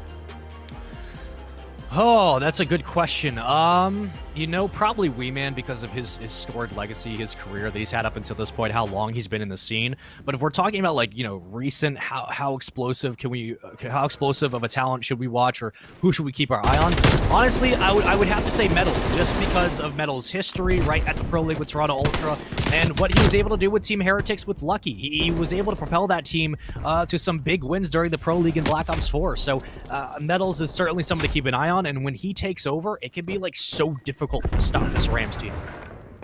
That it is, and we're looking through the eyes of the Rams players as they're able to find, the House Tarth players, as they're going to mount their 22nd lead over top of Rams so far. Not a single point on the board. Metals is looking to disrupt that a bit as he finds 2 kills in a row. Still alive with the submachine gun around the plane. He's punched his ticket and found another. Lucky alongside him in the kill feed finds a kill as Rams put some numbers on the board. They still need to clear out House Tarth. 2 on point. Metals tagging up a player from a distance. He's not really going to find too much of the action on the hill. They're rotating to P2. It looks as though Rams are already set up. They have all their bases covered, and it's now on House Tarth to engage. And the first hill will always be really, really choppy. You're just looking for scrap time, trying to contest if you can. This is where you can get a bit of your money hill wrapped up. And for Journey, that's going to come in the form of close engagements. 1 towards the top of the plane worked out, but for everything else, starting off at 3 and 3, stay alive, avoid the utility, and find kills when you can. 35 to 25, they bring themselves back involved in the game. They're getting the kills as well. Weeman and Afro will get 2. Afro will get 3 on a 2 spree, combining with his teammates to break back into the hill. He will get shut down. It's Metals in the kill feed. Weeman working through the back of Orange. He'll take down 1. He gets shot from the side. And the lead continues for House Tarth. They've been able to break and get some good time, but Rams get back in control. Rams still spawning up just next to the point. They keep pouring it on. They're able to take him out. Afro is sticking around there. He's still alive, finding 1 kill in the previous wave of engagements. He's finally taken down, not without Weeman sticking it to Metals. He's able to find a big Semtex kill. 2 in response from Rams as they still hold down the scrap time. Finding us another tied game. Nearly tied, 47 to 46 as we move to P3. Right back to the middle of the map, but underneath the plane this time. Defag drops. Weeman, still up. It's slowed down massively, Fox. As there goes a kill for Journey, and I was just waiting for like the rotations to come through, and still, not much has happened under the plane. We still have a lead for House Tarth. And people begin to get traded out. Finally, Nvidia will work his way in. Weeman will get up the second kill coming off spawn. Journey going to try to work at least with Lucky, who's sitting inside the hill 9 and 6, and it's been pretty quiet moving into this set of rotations.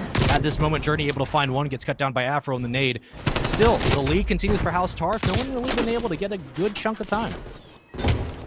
Yeah, not a very convincing point. Of course, P3, just this entire plane section of the map, always highly contested, always high intensity. And you see a lot of those arrows moving towards the northern part of the map, all converging on one point. That is the new objective, P4. We have nearly a tie game as Rams are in the driver's seat to knot it all up. Still, competition comes just around the corner. Afro being the closest one to the action. We should see him dive face first in the hard point here soon. It's what he does best in this mode. Not going to find the win, though. Journey's going to be able to take him down. That's big for their line of defense here, as Gizmo's going to do more of the same, but Journey's, again, ready for it. Some support over his shoulders as well, as Metals was able to put down shots at range. And the first 30 seconds go to Rams. They propelled themselves to a 10-second lead. Fight's not over yet. Defrash looking to take point next. He finds a kill, gets away with his life, too. There should be follow-up coming from Rams soon. Around the corner. He's only 5 and 9, make it 6 and 9. Defrag having a great start to this hard point. 85 and counting. They're going to be able to tie it up with just a couple of more seconds, but Metals on your screen, sitting in the far back of the next hill. He's going to be ready and waiting, and it looks like Lucky might be the first person to challenge, but never mind. He's going to rotate out. There's one. Working through the back for Afro. Stun comes out. Cut down Afro with a big two-piece. We saw this all during the control in the last game. He continues to shut down players in the spawn. He's gone a 3 spree. Afro is just lighting up the kill feed. You need to stop this player, right? You need to shut down Afro if you're Rams. This submachine gun player's got the hot hand right now. A 3 streak. He's tied with Lucky for the most kills in the game. As we see Metals defending the hard point at this time. They're looking to pull ahead of House Tarth. They're just behind them. Tie game. The next wave of engagement should be going down soon as all white arrows converge onto the Rams defense. Still controlling the point, not contested just yet. Meadow is tagging up the first player that could be able to do it, and the potentially next one comes through, and Weeman is going to be able to take him out. Afro is all kinds of tagged up. Oh, there's a nade. Watch out for that one. Follow up. Second one as well, and he dies finally. Lucky gets the kill. 118 to 117. Again, this is a lot of what we saw in game 1. So reminiscent of the back and forth battle that both these teams have been able to put on. We move back to P1 on our second set of rotations. 2 kills for Afro. How many times have we said that in this series? Finds 2. That's not a great nade, as Metals is going to jump up, take him down, and a little bit of taste your own medicine for you. Weeman picks up the kill. And they still have control. House Tarth uncontested on this P1 hill. And we move through the plane. Nades continue to funnel out, but so many times Rams get 1 or 2 kills, they get shut down. They have to work overtime off spawn, and it looks like they might give up the last 10 or so seconds and just say, screw it. We're going to set up for NASA Hill, and we're just going to wait for P2. We're looking at the closing moments of P1 on our second rotation of hills. House Tarth is up in the lead by 30 seconds. We're seeing D-Track pretty far behind everyone else in the lobby in terms of kill engagement. Still at the top of the list when it comes to time in hill for both teams, actually, tied alongside Journey. So as we get into this next hard point, House Tarth looks to maintain this lead and run it to the finish, force that game 5, and prevent themselves from being relegated. Rams, however, with their 2-0 lead in this series, they want to close it out here. They took the first hard point. They're a very well-equipped team to be able to handle the series ending here, but House Tarth is not going out without a fight. Oh, and Lucky does not want this to go to a Game 5 S&D. The only player in a position might have been Afro to challenge up spawn. Weeman gets obliterated, and Lucky's on 4 in a row. Finally gets shot down. But Rams, again, will have early rotation. They set up for NASA Hill, and they're here ready and waiting. They've been able to find the appropriate kills as well. Everything transgresses as it's supposed to. And here come the follow-ups from Lucky off spawn. Nvidian for 2, Weeman for 1, and Lucky for the third. 150 to 63, counting up and up and up is Rams, 2 players in the hill. And now we look at the rotation. You just have to worry about going under the plane. House Tarth are set up, ready and waiting. They should be able to find the appropriate kills. Any semblance of normalcy has been thrown out the window for this hard point. 174, 150, just a 24-point game. House Tarth could swing that back in their favor if they get a good chunk of time. We're back to B3, but the constant burden of Afro being in and around the objective is still there. The threat always looming. Gizmo finding 2 kills to support him. Lucky piecing up 2 of his own, hoping to stay alive for the third. He doesn't get much more than damage, and House Hill is awarded to House Tarth. Or P3 Hill is awarded to House Tarth. Gizmo is on a 4 streak, and you got to imagine that that's at the backbone of this play. Metals tries to slide in for the initial, doesn't get it. Nvidia just going to contest. I love the idea, but the shots are even better, and the recognition from House Tarth just to go and get the kill. They do so. Defrag slowing down now. 15 seconds till we hit rotation. We should start seeing it on the minimap. You will. Number 3, top of the minimap. It's Wee Man who's weak, but coming off spawn for a split, it's Rams. You have Journey and Lucky and Metals trying to work together, but they're getting cut down. Gizmo again, lining up shot after shot. The numbers are split out for Rams. 200-point mark crossed for House Tarth. They're in the driver's seat of sending this to a Game 5. Initial time for the new hill does go to Rams, but keep in mind just how hot Gizmo is right now, approaching 10 kills in a row. He's had the support and the movement of Afro alongside him to maintain that objective, and that's a core reason as to why we're seeing House Tarth lead by 40 seconds. Afro is in the point, contesting alongside Lucky. Let's see who wins the fight. Lucky looks to be the first player in the lobby approaching 30 kills. He could do it in this fight. So the AR of Nvidia that's struggling, 15 and 21. It's being felt on the map. On the other side, Defrag, 12 and 21. So basically, you know, if you want to make a meme or be funny about it, it's basically a 3v3, but it's been much more one-sided for House Tarth. They have been able just to rack up kill after kill. Gizmo, you can thank for that. Wee Man, you can thank for that. Afro's been a nuisance. On the other side, for Rams, you need Metals and Journey to really start putting on the gas. They're having a great game, but they have to have an even better one if they want to bring this game back. Now you look at the rotation, who's set up first. Afro on your screen, all tagged up. Journey going to push through the front, and he'll get shut down. There goes Journey and Lucky combining for all 4 dead. House Tarth need to come off spawn quickly, get back towards the hill. They have the close spawns as well. Gizmo cuts down 1. Can he cut down the second? Not going to happen. 2 players will spread out, and 1 will hit through mid plane. Rams have control, and they'll grab the lead. Rams pulls ahead. They have spawns. They know where the pressure's coming from a middle map. A very staggered, kind of separated push coming from House Tarth, and Afro falling first is certainly an omen. More times to the Rams. They have enough to win on this point right now. As only 15 seconds separate them from victory. House Tarth looks disrupted. Wee Man still contesting the point. He wins the gun engagement against Nvidia, putting him on his back. 26 and 26 is the AR player, but the pressure from the Rams continues. They still spawned up so close to this point. I wonder at what point do they give it up and start rotating to new in the middle of the map here, because it's still anyone's game at this point. We got nearly a tied match. You got to rotate. Everybody can win it here. Why not? Let's go back to P1. Third set of hills. Let's sit in the middle of the plane. Wee Man's inside, 240. 10 seconds to go. Will they be able to hold on? Nvidian with a massive kill. Finally, he shows up in the kill feed. 17-24. That's not a great nade, but Defrag and Afro will contest. The shots start to ring out. Afro still alive. Wee Man in the back. The numbers start to funnel in, and they get the kills as well. In the back, it's Metals. He's going to find 1 more. Afro still alive. Defrag picks up the kill. Nvidian combining, and everyone starts to fall. 2 more will drop. Journey on the challenge from playing wing. He gets cut down. Gizmo 34 and 27. We're going to Miami for S&D Game 5. And what a hell of a way to end that map. Yeah, we find ourselves in a Game 5 situation here. An explosive finish to the hard point there, as you mentioned it yourself. It stands out above a lot of the players in the lobby that Nvidia was not able to contribute much in the moments where it mattered most in that hard point, right? It really went the distance, and you needed to be able to keep up with that pace from start to finish. That was a long game of hard point. And what we saw was House Tarth able to close it out in the end, just barely edging out the Rams. And even in that last final hill, I mean, Nvidian was able to pick up a kill or 2, which opened up one side of the plane, but the numbers continued to funnel through for House Tarth. I mean, it's as simple as that. You guys saw it like we did. It one after another. The trade started to fall, the numbers started to drop, and reinforcements were there for House Tarth. We send this to Miami, but looking at that hard point, right? Like, Afro was eating in the back. You had Gizmo, who started lighting it up. I think he was on, almost on a 10 spree. Wee Man really had a huge game. This team really started to put it together, and they were chaining kills together left and right that allowed them to stay contested, or allowed them to stay stay involved on the hill and contest that point. And let's take a look at some of the replays of that final hard point. And again, House Tarth just pulled these kills together, chained them so well. And as much as Metals pulled it together and as much as Journey stepped up on that final 2 hills, House Tarth just looked like they were on a different level.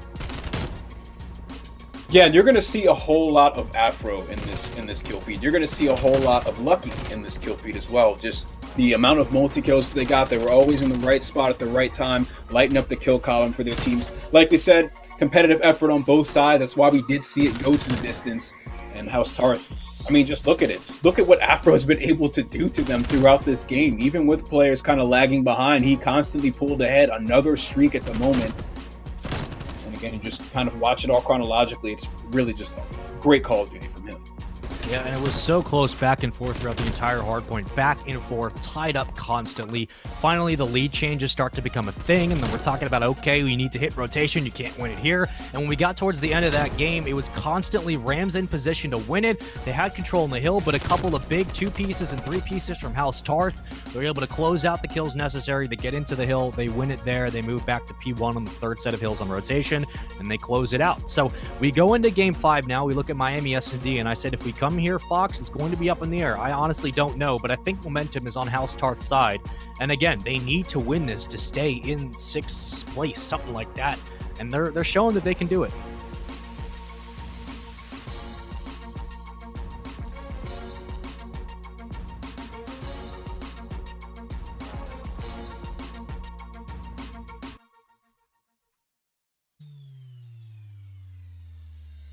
Keep up how much effort they had to put in such a long game of Hardpoint as we come to the final map in the series here. Great effort from both sides. It's been a long battle, but it's not over yet. It's not. Let's take a look at the maps of the series, how everything has transpired. 250 to 184 was map 1 raid Hardpoint, followed by Checkmate S&D, 6-4 win for Rams. They were up 2-0, and here comes the reverse sweep. Checkmate apparently is the map everyone wants to play today. 3-2 win in control, 250 to 237 win in that last hard point. Up 2-0 is Rams. Now they're tied 2-2 in the series. We go into Miami, and what a way to do it for House Tarth that they're able to come out and squeak by Miami and take the series. To go down 2-0, be close to being relegated out of the Challengers Elite Series, and just say, screw it. We're going to turn up one time for the one time, and we're going to win 3-2. That would be a hell of a way to do it. But we move into Miami. We move into Game 5 S&D. And Fox, again, I'm going to come to you with the same question I've asked you all day. What are you picking? Who are you taking? And what are you seeing on this map that's going to propel House Tarth to a victory? I've been calling Rams from the start. I feel like I'd be a hypocrite if I changed the prediction now that things are starting to tip towards House Tarth. They're fighting for their lives in this relegation instance of potential relegation for them. Sure. So I'm going to stick with the Rams. I think that we see them buckle down and get it done in Miami.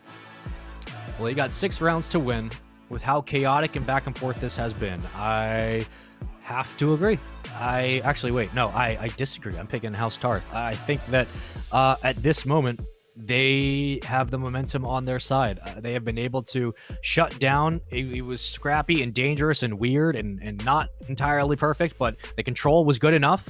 Then they go into Hardpoint. They look like they are playing on a different level, like they didn't even play the first 2 games. Now we move into S&D, and I think that they're just going to do it. But this is the map layout. This is how the entire series has gone. And again, we don't know the final series count of Singularity. When we get that, we will share it with you. But this is a big one. This is essentially for their tournament life. And also, here's the update. Singularity won 3-0. So if House Tarth win this, they'll stay in position. They'll stay right where they were. If they lose this, they will be knocked out of the Challengers Elite Series. They will be relegated out, and Singularity will take their spot. So there is a lot going into this Miami S&D. There is so much they need to overcome, and that just makes the storyline even bigger, Fox. House Tarth, this is a must-win. Your stiffest competition has done it in a 3-0 fashion. Can you do it in 3-2? As we load into the Miami Search and Destroy, they're up 2 maps in a row at this point. Rams have still given us a great fight in both of those games. They're also looking to finish it out here and kind of maintain their position as one of the stronger teams in their region. I think House Tarth has a lot to think about coming into Game 5. Now, kind of the layout for how all the teams have looked throughout Europe, and we'll get to North America in about 2-3 hours ish, right? But looking at how Europe has looked, there's obviously standout names on every single roster. Has there been a name that maybe we saw it last year, maybe we didn't, but has there been a name so far you've seen and you've said, yeah, that's basically, what I expected, that is what we saw last year, or that is what I knew they could do? For me, really, it's going to be the guys that are on the Rams. These are names that we're familiar with. Some dominant forces in Spain, right? Especially in the form of Journey, Metals, and company. We've seen what they've been able to do for Team Heretics. You got to expect it from them. On the side of House Tarth, I'm liking what I'm seeing from Afro. More of the same. This high intensity, high tempo submachine gun player, always in your face, and he is there to make the plays when you need them. Yeah, and I look at Afro and I just say he had a ridiculously good season last year during the Challengers Cups when we had those broadcasted, and he has continued to find ways to improve. I know players were talking about him as probably being like, one of the #1 recruits out of Europe. And when we got to watch him last year, you look at things like Hackney Yard, you look at things like Azure Cave, maps that require subs to be dominant, he was lighting up the kill feed consistently. And so the fact that he has continued to progress as a talent, and now he's currently a sub for the London Royal Ravens professional team. He's moved up to the CDL. He's accomplished that dream. I know at some point he would like to obviously be a starter, but he's worked his way up and he continues to get better and better. And he's showing you in hard points and in controls that we just saw why he's so dominant, why he can be such a havoc for other teams, no pun intended. And now we sit in this game 5 and we look at Miami as we load in, and we take a peek behind the curtain at one of the more interesting S&D maps, because it's not only just so wide open, right? It's the nooks and crannies that you can work in, but if you're caught out of position rotating through mid-map, the game stops there. That's the round. If you're an offense and you have to make a late game decision in a round, say, hey, we got to push this bomb all the way to B, and you get caught, there's nowhere to go pick it up. There's so many different lines of sight you can get gunned down from. So I'm looking at the ARs on House Tarth and Rams to have a big game. We got any musicians at home? It's all about piano control on this map. Heavily favored is that B bomb site. A little bit of dumpster diving inevitable from the AR players that hold the position just outside of it. We'll see that unfold as, interestingly enough, efforts are starting towards the A site for the offensive team, the Rams, with Journey as the bomb carrier leading the charge. Really slowing this one down. No one's moved just yet.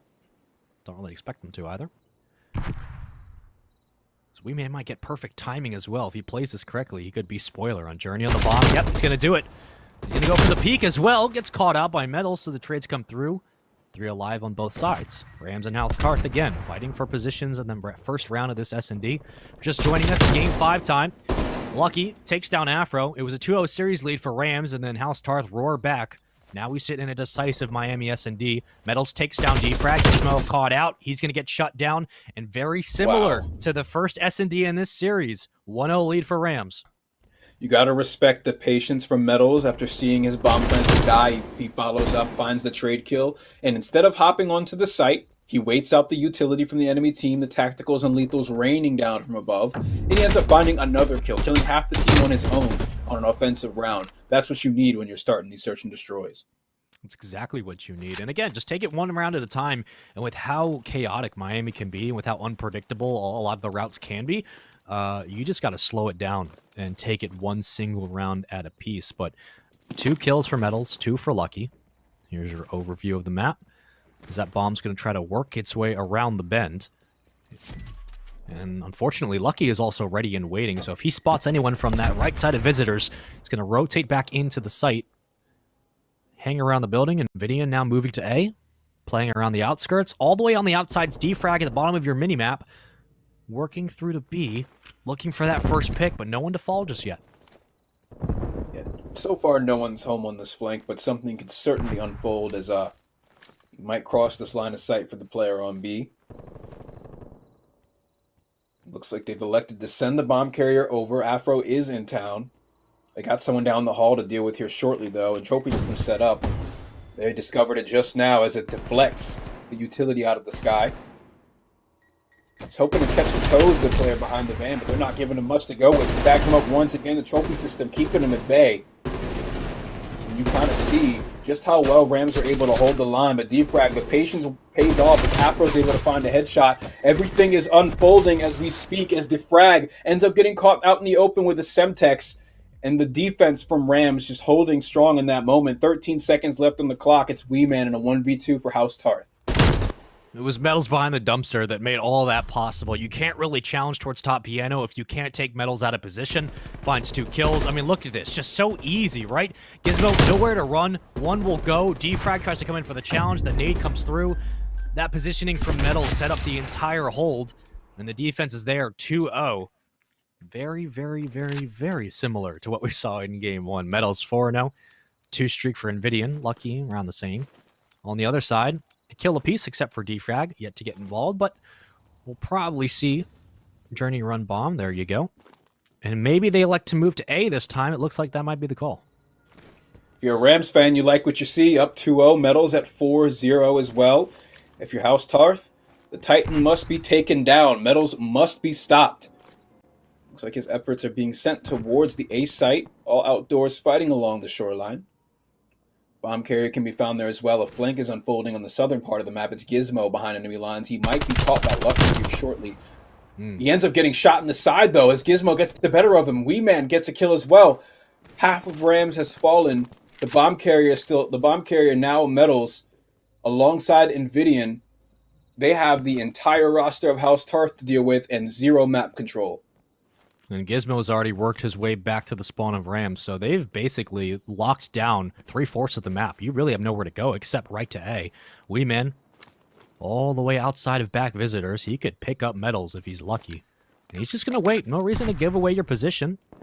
Spots the cross, Krieg in hand. Defrag with the nade, leaving up to the name.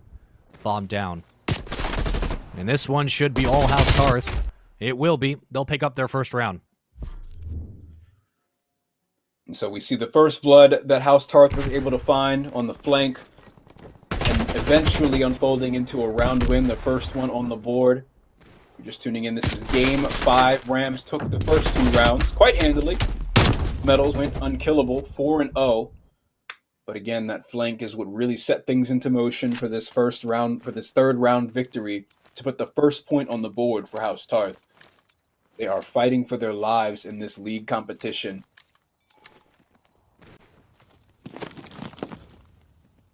Another A hit. Again, I like the diversity we're seeing so far. First round for House Tarth, so the momentum again starts to stable on out. Invidian on an island by himself, watching the cross through mid. Defrag top apartments, what does he spot? I don't really think he sees much. Invidian must know that Defrag's up there, shots ring out, and now he's going to get the call, but look at everyone else at the bottom of the mini-map. Basically, they just said, we're going to run through their spawn. I think it's Journey and Metals. They're going to rotate through the back. If Invidian stays alive for this long, it might be a perfect play. And it's up to Defrag to get the information and call it out. Defrag finds one behind him, but Metals gets the better of him. This flank could prove to be deadly as 2 kills go in favor of Rams. The site control is collapsing. The bomb's been dropped at point A as well. Wee Man is on the boat, and Metals is trying to sniff him out. At this point, what do you do? If you're House Tarth, it's a 4v2. Wee Man's got nowhere to go. Metals is going to rotate behind. This is a free kill. Literally free low. Going to take him down. And Gizmo last up. Takes down 1. But his position is known. Nowhere he can run. Rams 3-1 up.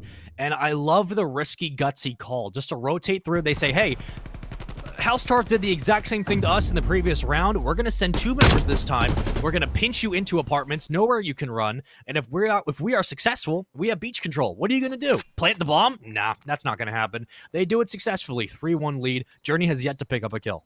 Yes, the gameplay on a macro level certainly impressive from the side of Rams. Metal is 6-1, kind of accounting for Journey falling behind the crew here. Bomb carrier as well, something to keep in mind. He's typically first in the action and also first to be baited in an attempt to play the objective. So we'll have to see what piano control looks like, as they will be met by 2 different players for the side of House Tarth. Looks like they were setting up for a flank again, and they get caught off guard. Metals and Invidian find 2 kills. That's site control for the side of Rams. They should be able to get the bomb down, about halfway done with the plant. The rotation is coming from the remaining players of House Tarth, but they have 4 players to get through, and Metals is on a 3 streak. You asked me who I want to watch. Here comes the cross. Metals. Got to get both. He'll do so. You asked me who I want to watch in the last game, Fox. If we had to pick someone and you're a new viewer, Metals is 9-1 in this Game 5 S&D. He has picked up 9 kills. Journey, well, he'll get it, actually, so make that 8-1. Still, that's pretty damn good. Journey gets his first kill, finally, but 8-1. Metals has single-handedly brought this team 2 rounds away from taking the series 3-2 and sending House Tarth out of the Challengers Elite Series. In that replay, you saw Metals with the pencil calling card. If you're at home, make sure you take notes. This is how you stay a playmaker throughout the entirety of an S&D. Metals is at the head of a lot of the success we're seeing the Rams exhibit here in this search and destroy. Afro, your bomb carrier, lagging behind the rest of the team in terms of pushing up to this B site, as it looks like they may be waiting to see if anyone from the Rams will push through. Piano control in terms of numbers is in favor of House Tarth. Journey has no idea what awaits him around the corner as most players flock towards the A site for Rams. I mean, Fox, just look at the spread for Rams. They still get first blood, but look where everyone is. Like, you could build a city with the amount of space they have available. Defrag will even it out. Afro trying to get the bomb down on B. He'll do so successfully.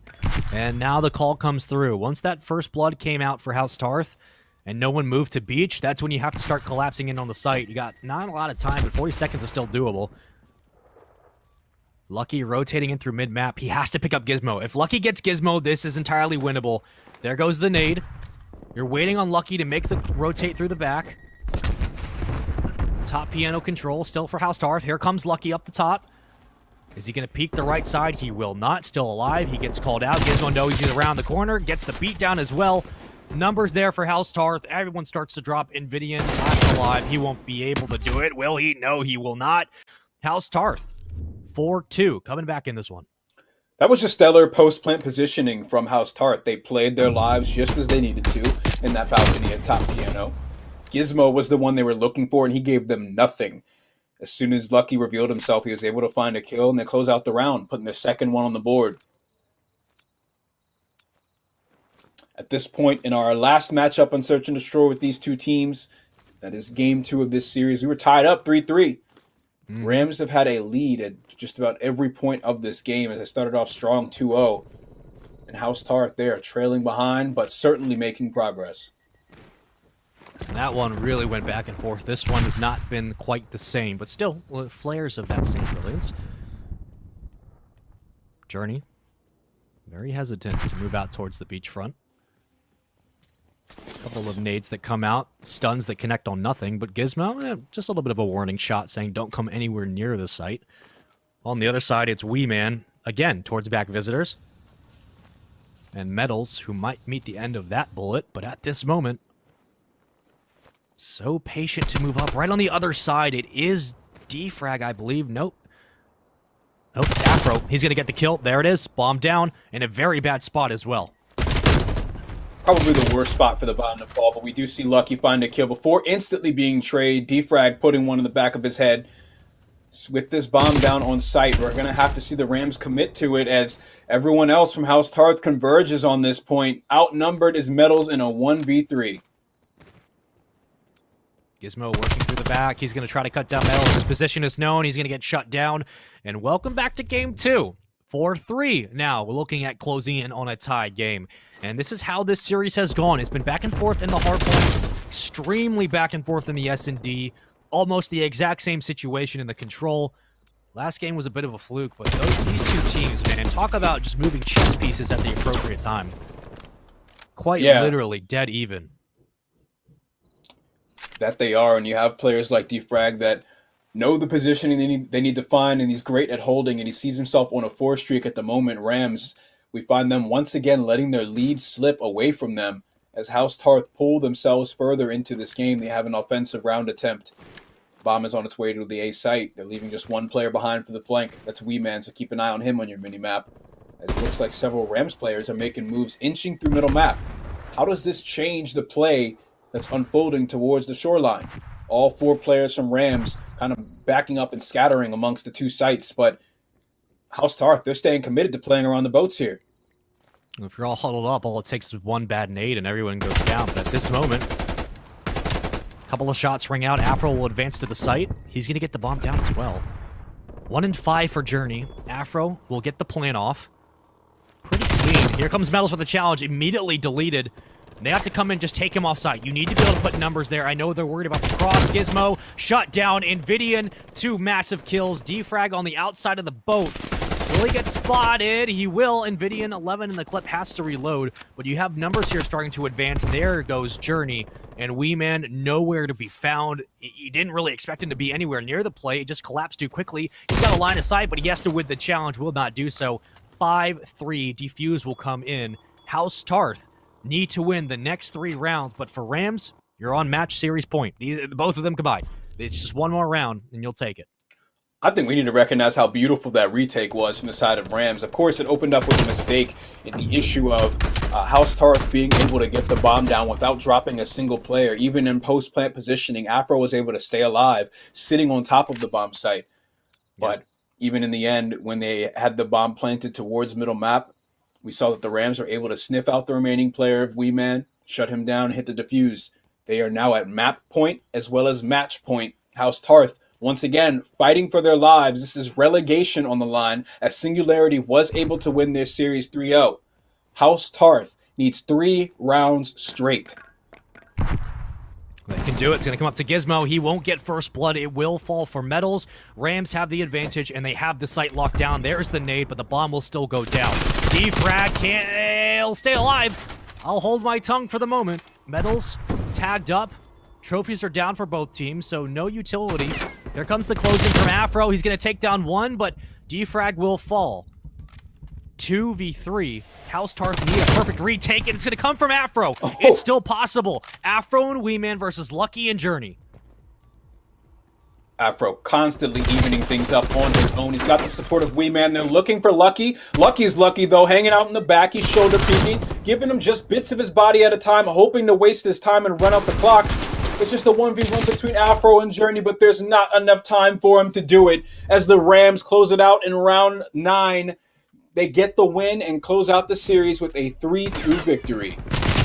And just the wherewithal to immediately fall back on the play, force him to chase you, and just say, we're just going to play time. Just don't die. Just don't die. Afro picks up 2 kills. It looks dangerous, but it's not scary enough to make Rams any more concerned than they need to be. They win it in Game 5 S&D. They win it on Miami, and that one was a little bit too close for comfort for Rams for a while, but welcome back, Ali, and a 6-3 win that looked like it might be going to round 11, but again, Rams hold on, and they show that their resilience, a lot of the back of Invidian's 2-piece on the beachfront that propelled them to that map win. The resilience comes in clutch when it needs to. A dangerous and scary series for a while.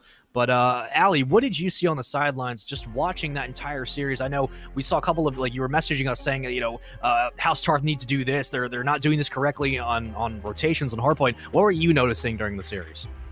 My big thing with House Tarth was I didn't have much faith in them when it came into the S&D, so I thought they had to shut it out and respawn early, which they were unable to do.